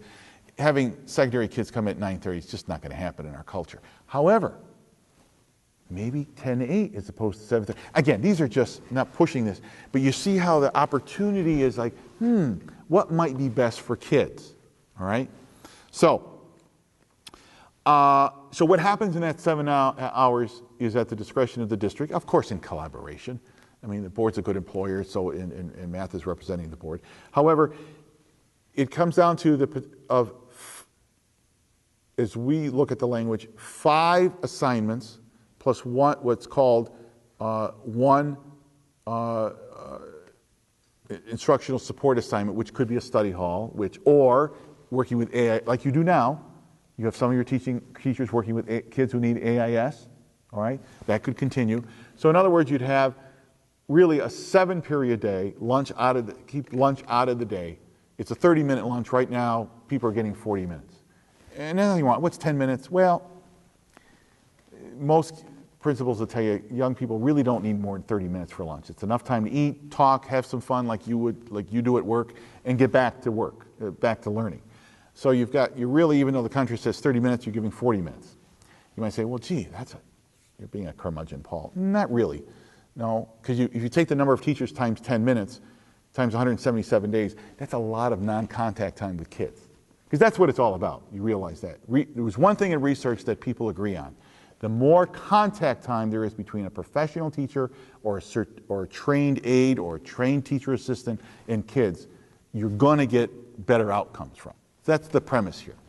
Okay, it's not bean counting time, all right? It really isn't. It's contact time with kids, all right? So those are the kinds of things. So if you look at the bottom of page 73, we give you a little rubric of how to look at this. So in a 7-hour day plus 30 minutes for lunch and 1 prep, that actually you look at a 7-period instructional day, which is really what you have right now, because you call 1 period lunch.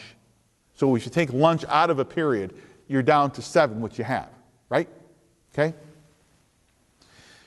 That you have a couple of options. 5 class section assignments, 1 supervisory assignment. That's kind of what it's called. It could be AIS instruction, it could be a study hall, it could be whatever. Plus 1 preparation period. Or 6 class section assignments and 1 preparation. Remember the example I gave you earlier? I'm an old English teacher. So if I had 5 classes of 20 or 25, but my 6th class was AP Classic Romance Literature, I might only have 7 kids in it, because that's all. But wow, what an addition to your comprehensive high school. You see where I'm going? You don't necessarily give me 150 kids, but you use my talents to provide, like, that's an example. You may only have 6 kids in it. The point being is, isn't that great? We're able to do that for our children. within the staffing we have. So that's something to look at. So we're suggesting, and I'm using the minimum here. So if you look at the numbers of kids in a 7 through 12 setting, you would need, at an average class size of 23, and not in AP courses or even advanced biology. We're talking English, social studies, like we all took in a standard class. You would need a minimum, you would need 46 class sections. That's a minimum of 5 class sections per teacher, even though I'm suggesting you look at 6. I'm being conservative. So in the last column, we're suggesting you would need 9.2 English teachers, 9.2 math, 9.2 social studies, 13.2 science. Someone say, why science? Because they're labs. Remember, even when we went to school, we had to take labs. That's part of the curriculum. It's like double classes. It's the way it is. So it takes more science teacher resource to do that. And because Doug and I are so conservative, we added 5 more unnamed core teachers. Why? Because when meeting people around here, there's a lot of talk about what can we do better for kids, what can we do more for kids. So we said, you know what, let's put a factor in there of unassigned 5 teachers for added whatever you want. You're still at 45.8 core teachers. Okay? Right now you have 53.2 core teachers. So that's where the 7.4 difference comes from in fewer teachers you would need. And building in more than what, quote unquote, the numbers suggest you might need. So what? So what? Again, it becomes a program decision by your board and community of what you expect you want your children to receive as part of their high school education. It takes resource. It really takes resource, honest to God. So that's why we did it that way. Does that help? So doing all of that, that's why we're very conservative anytime we give a number. We stand behind it, but we suggest they're conservative. In all likelihood, it would be more as far as saving or reallocation. And with that, questions, please. That's a lot. You see why we don't do a PowerPoint with this stuff? That you take it home and maybe a cup of tea or something else stronger. You take a minute and look at this some other time, all right? Because there's a lot there, but it's all common sense. There's nothing fancy here. It's all your data. Yes? For scenario E, why did What page are you on? 73. Yes. But for scenario E, why did you choose to keep Ontario Primary opposed to any of the other schools? Like, Ontario why Primary over Freewell? Because it goes to the concept of you're going to have all of your children in this centralized campus area. Ontario Primary has larger class sizes than than Ontario Elementary, as well as it kind of ties into efficiency of bringing all the children from the district to one place with the transportation resource you have. So it'd be bigger classroom sizes? Than Ontario Elementary, yes. Right. But not Freewell. But not Freewell. bigger than Freewell? No. Okay. No. But, see, that's weighing that. Again, see, there's an example. It could be an adaptation where, you know what, that's a good one, except let's have K2 at Freewell and do the other stuff here.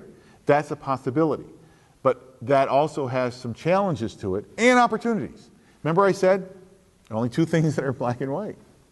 But that could be an interesting adaptation for E. But weighing that very carefully of what that might mean in delivery of the program. What are the challenges of not at the same time having all of the grade levels centralized in one geographic region? Maybe it's not that heavy. That's okay. Whatever you think is best. When you started I can't remember which paragraph it was in, but you had said that the board, if they met with other districts combining, do any, and I realize that that's in the future and you cannot say if that's going to happen, but do your scenarios take into consideration if we did combine and then you would have larger class sizes and whatnot. I know that that's kind No, of... the likelihood, actually, we do, and this is not a commercial, we've done many reorganization studies for schools throughout the state.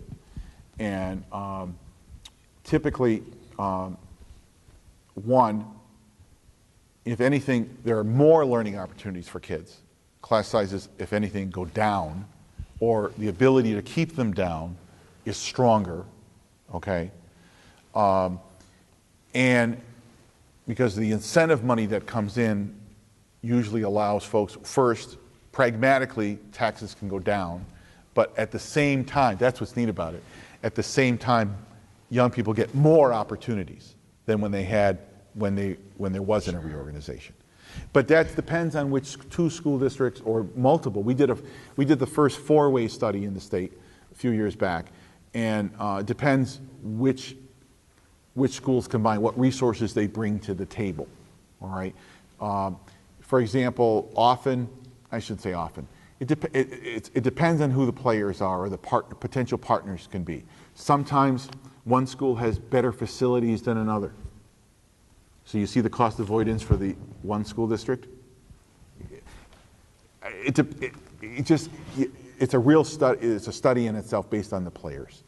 But if we do choose a scenario, you feel that we would be able to absorb another district in the future if that's right? Well, you're assuming an annexation.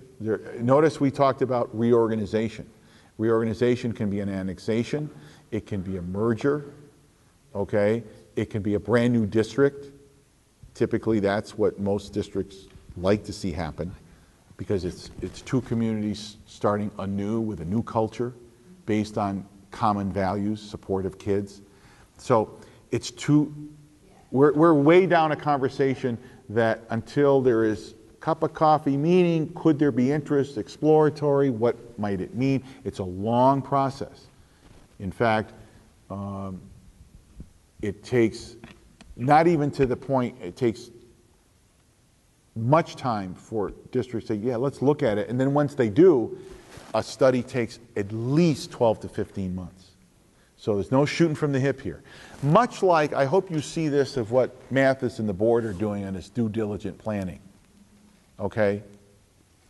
Notice the next step is the fall for the focus group. Why? Because people don't want to work in the summer? No, they all work in the summer.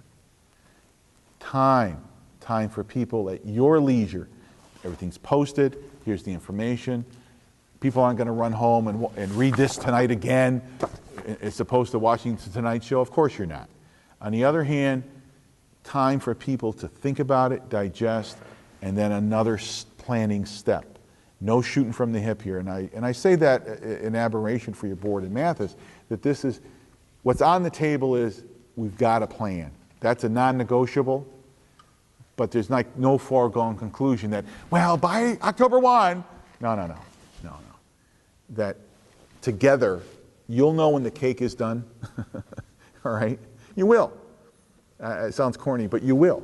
It takes time and work together, discussion together, analyzing things together. Does that help? Yeah, and this reorganization thing, it's something for very preliminarily to start talking, and maybe no interest.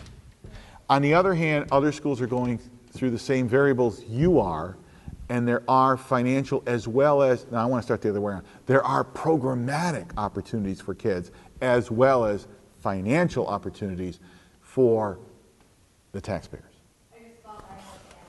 Glad you asked. Okay, so as we look at scenarios that may include reconfiguration or closing of one of our buildings, Yep. what in your experience is the change management time frame that a district should expect to go through? So I made a joke about it earlier that we have experience of this. It was a bad experience because the change management didn't happen well. So a lot of change management for the community, for the teachers and staff, for all kinds of elements. What's realistic? This study was commissioned as what could we do in the next 3 years? Could we make this happen in 3 years? Oh, yeah. Because it's not going to happen in one and probably not in two. Well, I would. Okay, let me give you some feedback. Let me give you some feedback. I'm interested to know. Yeah. I didn't know, again, unbiased, whatever. But let me give you some feedback on this. If there are a couple of these scenarios that likely, it depends. There's no step process. Really, you got to focus in a scenario that you think is best long term. There are some of these scenarios that if they were the one, some of them could happen by September 2017. Okay? Not all of them. Yep. Not all of them. Yep. And don't ask me which ones, because in the end you have to decide that. And you could pretty well guess which ones they might be. They're the most. For example, there are many scenarios where middle and high school stay exactly the same. Yep. All right. I mean, that's like 3/4 of the battle, not battle, but that's 3/4 of the planning. You're not even addressing. You don't have to, right? There are, like scenario E, probably in an opinion, the earliest that probably would be well planned would be September of 2018. If the decision was made that that's what you wanted to pursue, say by March of next year. No rushing of that either. By March of next year, possibly. Okay? There's some feedback for you. Because part of it, there's not a rush. On the other hand, you see, these savings are annual. Now, I'm not trying to, Paul, you've been talking about program, now you're going to talk about money. Well, it's hand in hand. Okay, what can I tell you? So these savings are annual. That doesn't mean you should rush it. But when you're looking at $3 million worth of savings, that's an annual savings that the longer you, not that you would rush it, but if you say, well, no, 2019, then in essence, you've got $3 to $5 million that you'll never recoup again. And there's a cost to get to these change points that isn't called out yet here. The cost to move, the cost to reconfigure space. Oh, this is, you're assuming there would have to be renovations to space. Not renovations, I didn't say that. Let's say the IT capacity isn't good enough in a school to utilize it as heavily. Did you look at that? Well, yeah, see, that is in your building condition survey, even now. It's immaterial, in my opinion, that any of these scenarios would require anything extravagant beyond what you have right now, including IT. What about severance costs? Severance costs. You have an unemployment reserve already. Any unemployment costs are already accounted for in the reserve. Big enough for this kind of a change? Yeah. Yes. Yeah. Because don't forget, see, that's one of the reasons. It's all a balance. And let me give an example of what I mean by that. It's all a balance. Attrition won't, there are too many positions. Hang with me. Attrition can't do it. No, but we give you, right? We give you a chart, not to say that it would, but we felt it was important for people to say, well, what has been the attrition in the district, not because of anybody being excess, and I think you will find that on, it will help, can't lie to you. If you take a look at page 39. I saw it. Okay? You see what we did? It's just a chart. It doesn't say it would or what, but you've got an interesting pattern there that normal attrition, people either retire or they move because a spouse has got another job or whatever, it would help somewhat. But also what I believe is something that probably you all will be talking about is that regardless of choosing a scenario or not, that any opening starting like today is carefully analyzed if it truly needs to be replaced with the same kind of FTE or a different FTE. And I gave you an example of that. Right now, you have 6 more FTEs in your K-5 program than your class size goals justify. I'm being honest and being kind, but that's the reality. Okay? And not closing any buildings. So that's one of the things that districts do.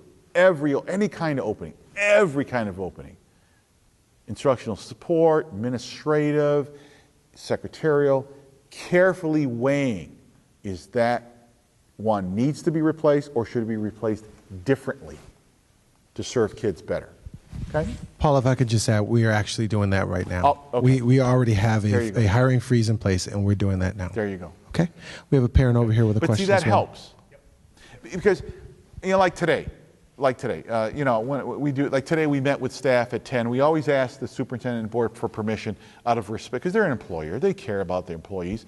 We always respectfully ask, can we please meet with, at least provide an opportunity for staff who wish to come to a meeting to have the findings presented to them before the evening meeting, out of respect because they're employees.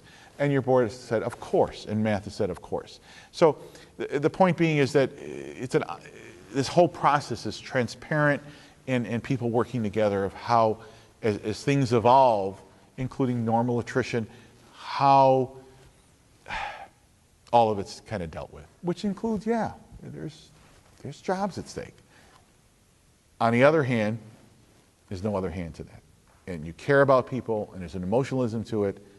The reality, though, is it's public money for a public purpose. Okay? That's the reality. Yes? I'm going to go on a limb. Scenario E, Okay, page? 73. Okay. It's the one that drops us down to 3 buildings and 7 to 12 in the high school. And you mentioned the high schoolers getting extra sleep, so maybe not having them come in at 9:30, but 8 o'clock. Sounds very close to when our primary kids go in. Is this suggesting one start time throughout the district? And if so, that would mean one bus run. Are the savings in transportation accounted for in this number, or has that not been? Well, no, you probably would, in that scenario, and again, see, this is all just discussion. See, what you just described, in all likelihood, you'd probably go to an 8 o'clock for secondary, and maybe because it's all centralized, you might be able to go do a 8:45 for elementary. You still probably want you probably would want a 2-tiered system, okay? And you might say, well, why, Paul? Well, it probably will take less than 31 runs, but it still will take the bulk of your 31 buses to do it without overcrowding your buses. See how all it's like dominoes, all right? Plus, in our culture in New York State and in the United States, that typically parents can deal with not having to have the older kids get their younger kids on the bus, but what really is the nut is getting older kids, either neighbors' kids or my own kids, home earlier than elementary to take care of them, because I'm still at work because our culture doesn't have a lot of daycare opportunities. Sorry for the political comment. But you see what I'm getting at? That's part of the reality of this is a community. It's part of the reality of however, right? So you might, and I don't know, you could do one run. I think it might be difficult. Opinion. You might want, you see what I mean? You might want to do a 2-tiered, like 8-ish, 8:45-9-ish maybe. But again, you see how you sparked a great conversation? But forget me, but you can do that with your community. Make sense? Okay. Any other questions at all? One more. I wanted to go last because I'm usually the one to get things off into the weeds. Would you say that our decline in enrollment is typical or atypical to regional or state? No, it's pretty typical. Typical? Yeah, and all over the state.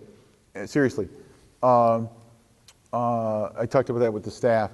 And I've been fortunate to work with a lot of school districts throughout the state, from very, very, very wealthy districts to just districts making it. It's ironic. Westchester County are just, the folks there are just so surprised they're not having kids. They're just not having kids. They're not moving there either. It's like the decline in the county births as well as school district births are like this. It's just, they just can't fathom it. And that's one of the most populated regions of our state. The best that I find is even in the Albany area with, remember all the global foundry jobs? You know what I'm talking about? All those there are hundreds and hundreds of jobs in Saratoga County.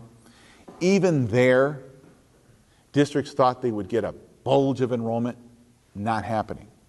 And one of the reasons is there's so much underemployment in upstate New York, people aren't moving to where the job is. They'll leave Utica, drive to Saratoga County, 2 Starbucks will get you there, okay, safely. And drive home in time to be able to go to a late wrestling match. You see, they're not moving like my parents do it, or I'm old, so you'd move to where the job is. There's so much underemployment that folks are, first they can't sell their house for what they expected to, and they can't replace it, so they're driving to the job, all right? And that's exactly what's happening in Saratoga County. I'm sorry, it's happening like in Burnt Hills, Boston Spa, very top quality school. They're remaining stable at best with enrollment, even though Saratoga County is like, you could spit there and not moving in. Another interesting thing where there are major jobs, not to pick on Saratoga County, but we found an anomaly. Those folks who were transferred in, like Global Foundries, a major in Texas, first of all, they couldn't sell their homes. They probably have sold them now. Instead of buying a whole new segment of workers, unlike when, you know, that was one of the goals, right? You go to college, get a job, buy a house. No, you rent. You can't find a quality apartment in the Albany area because those folks are renting, not buying, and they're not ready to buy yet, and they may not. Realtors are saying that's not where the market is. So that's a long story, but no, it's typical. Our culture is changing. In fact, when you get a chance, if you get the enrollment projection study, forget the rest of the state, look at your pattern here. If you compare, I'll do this very briefly.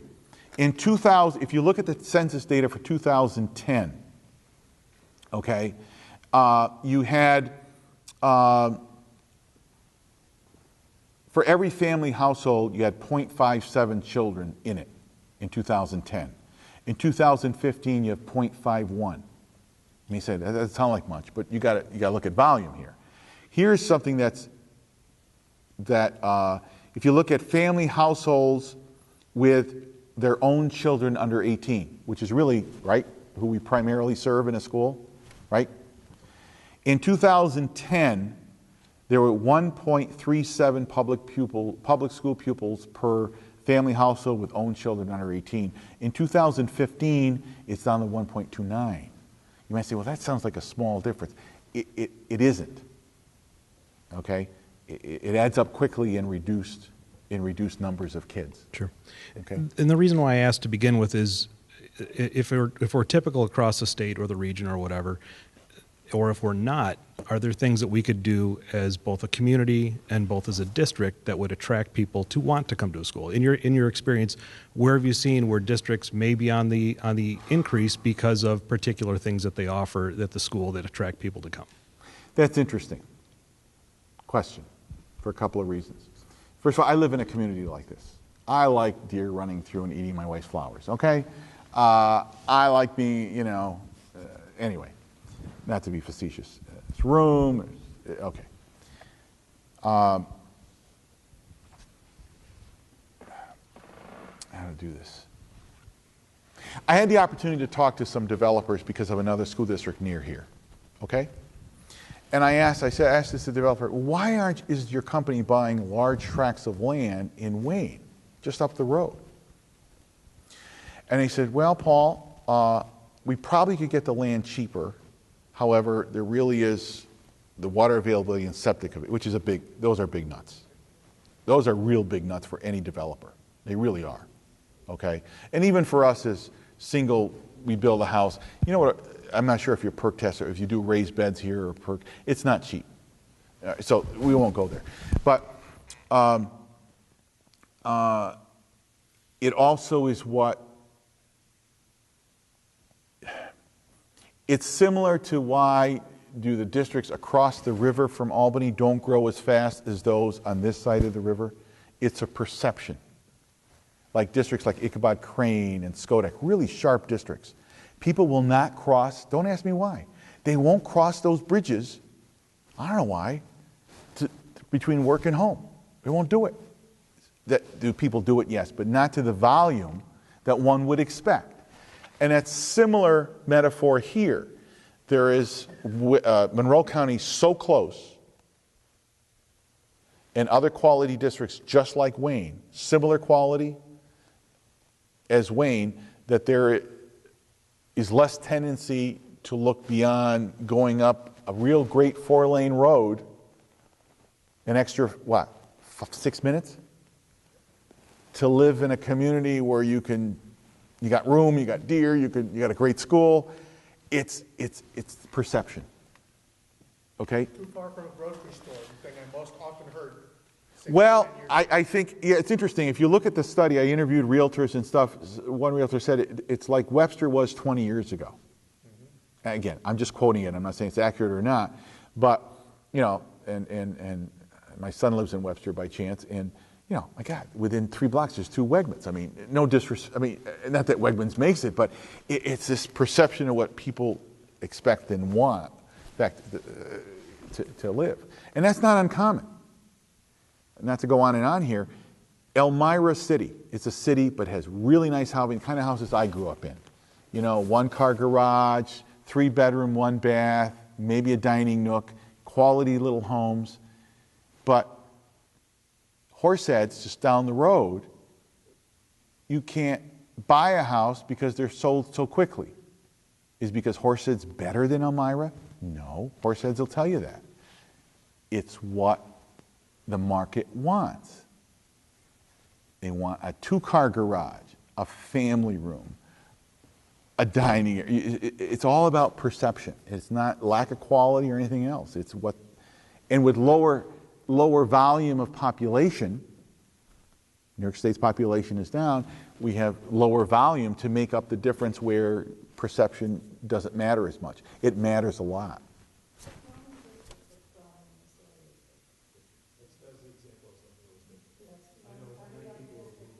Well, there are a few others. Penfield's beginning to grow. There's 260 homes going in. In fact, there's another major development going in that I just got an email about. So, and Webster also is growing, not in leaps and bounds, but they're more than stable. Okay, and in today's public school world, stable's good, or a smidgen above stable's really good. Okay. The only school district that I worked with in 9 years that is just booming, and we do a lot of work, is Uniondale next to JFK Airport. They are growing by 500 to 800 pupils a year. We just finished that study. Different problem, same question though. How do we deliver with quality and efficiency? But their problem's different. Like they got kids, they don't know what to do with them. Okay. Great questions. Great, but it's not, please, and thanks for ending it that way. This is not, it's not Wayne. This is not atypical. This is typical. Done over 20 some studies, and unfortunately, I won't say unfortunately, the reality is the scenarios do include having fewer schools. It's the honest side of it, you know. Spending per pupil in the state came out. Good news is we're right near median. So we're not that far. Yeah, and you got to be careful with that kind of data too. I mean, you know, you compare, and I don't mean this to be a commercial. You compare what New York State spends with what Iowa spends, and you're going to say, "Oh my God, we spend so much." Well, you look at the diversity between Iowa and New York State. And there's some reasons why there's a spending of it. It's no different than if you can't look across. You can't, and you got to look at, you know, when I drove here up the road, I did not hit one pothole. Okay, here I'm going. That costs money, not to hit a pothole. You go to South Carolina, I don't think you can say that. No, that's right. In fact, you might lose your car. No, I'm not. No, you know.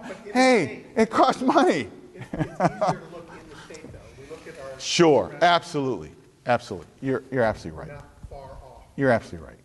Okay. Okay. Any other questions? Any other questions? Thank you so much for your hospitality. It was really fun meeting you.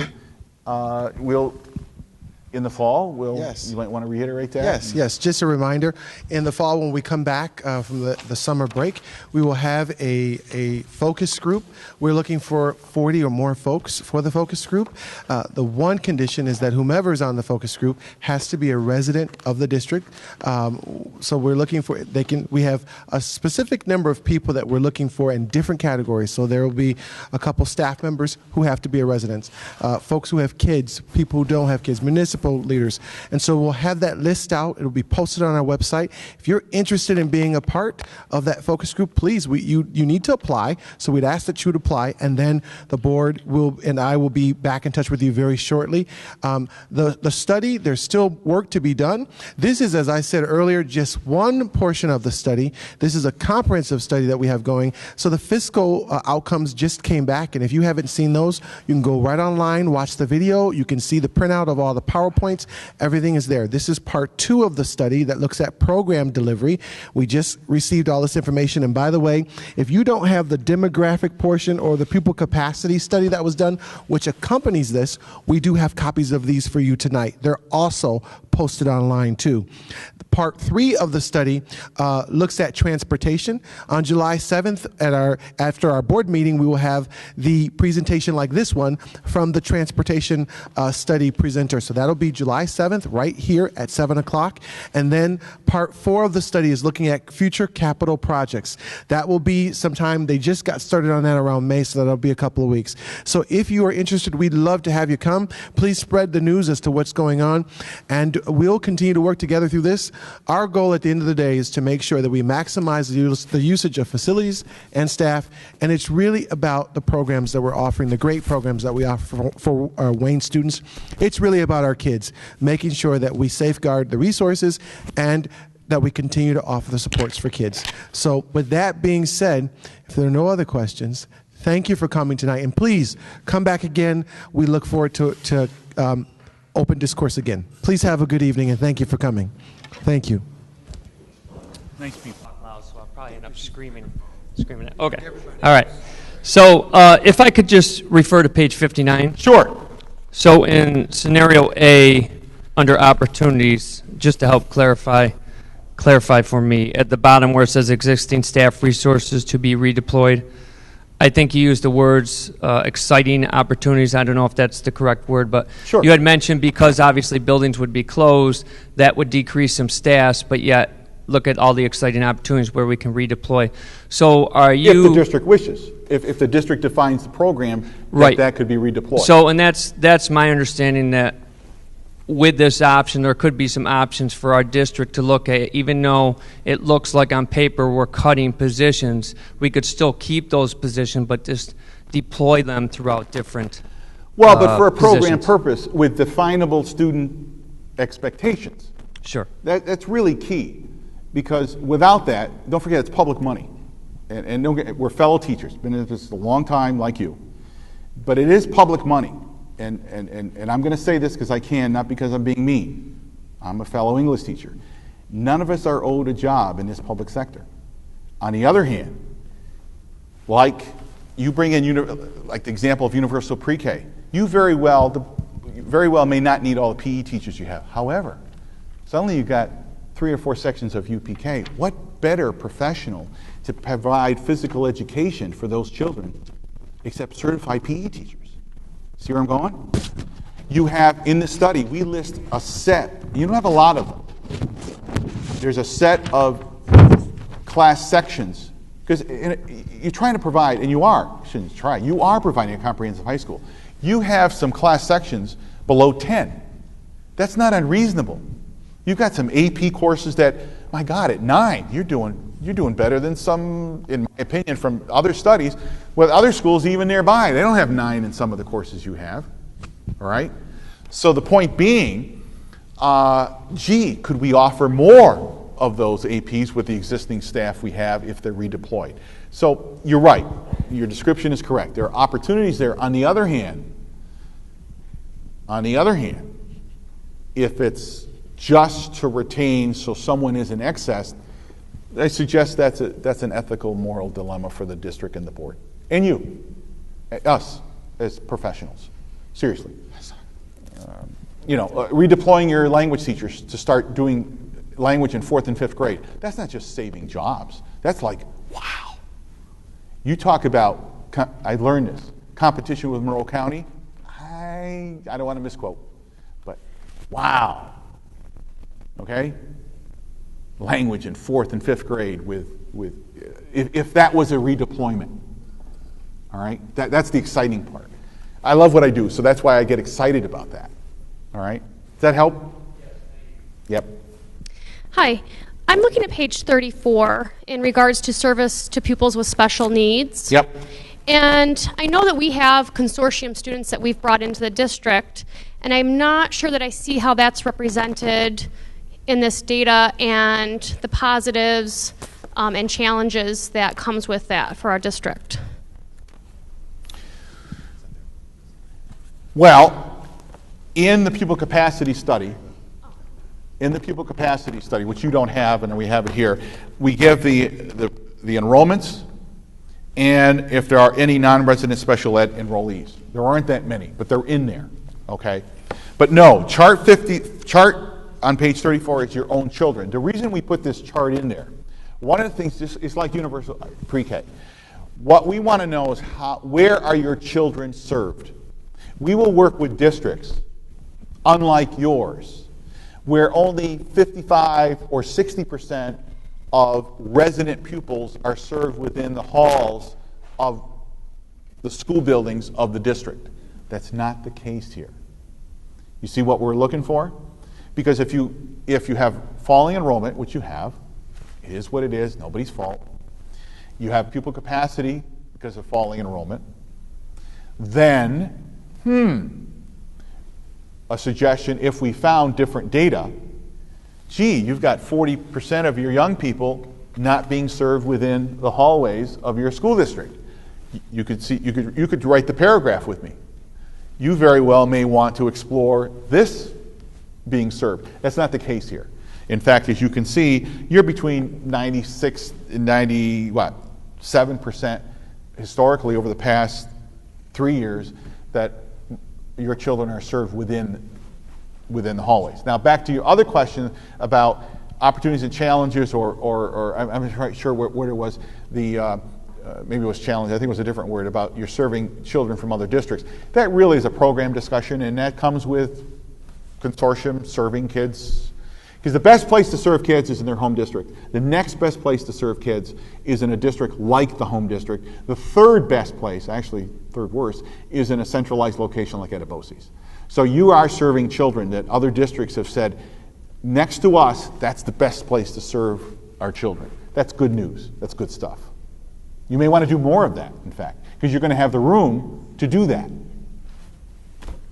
Hi, I'm looking at page 5. Yes. Where there's the highlighted rooms that indicate the classroom size could be better used to service a full class. Yep. But in the study, I don't see anywhere that relocates where that small group could be.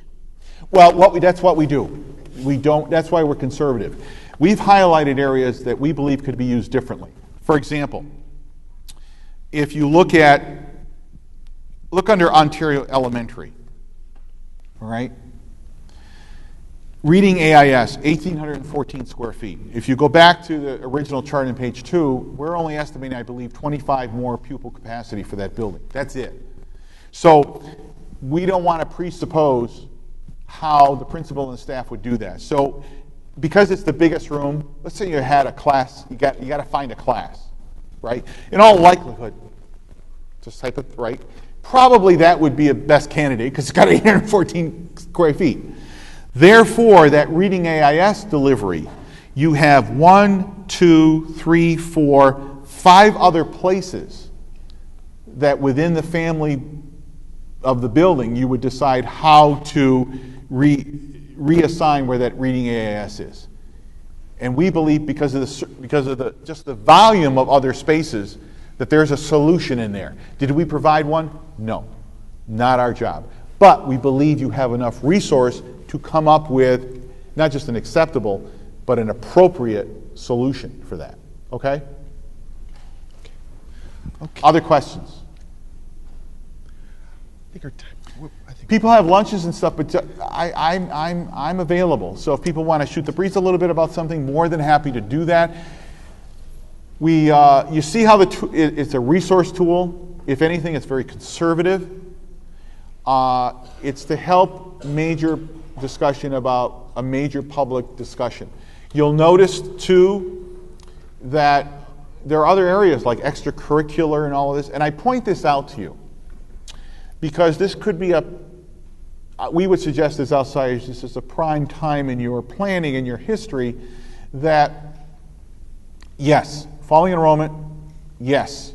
More people capacity than your enrollment suggests, yes. You have some financial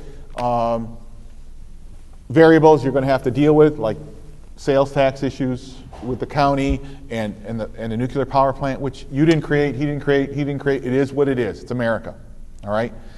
So we believe, though, you're at an important planning crossroads, unlike other schools down the 104 corridor that are at a different point where there was cutting. Somebody used the word cut. You will not see the word cut in this study because they're not cuts. It's a reallocation, which could mean fewer expenditures if you choose that that's a resource we don't need. And that's not semantics for cut. You don't need it. You don't need it. All right? But programmatically need it. Not me, I say. You say. But going down 104 for a similar district where they've cut $354,000 of extracurricular activities for kids, over 50 FTEs. They're at a different stage in dealing with some of the financials that through, frankly, ahead of the curve planning and asking the question, how should we plan for this? And that's what we hope that the study will help you do sooner than later, because you really are in the driver's seat of what you want for your kids. Okay? Which, yeah, can't lie to you. You have more staff than enrollment suggests. Some of that could be utilized for enhanced program, but some of it also might, you know what? The enrollment is such that we really don't need X folks in this area. And it's just part of what we do. That's my end, I guess.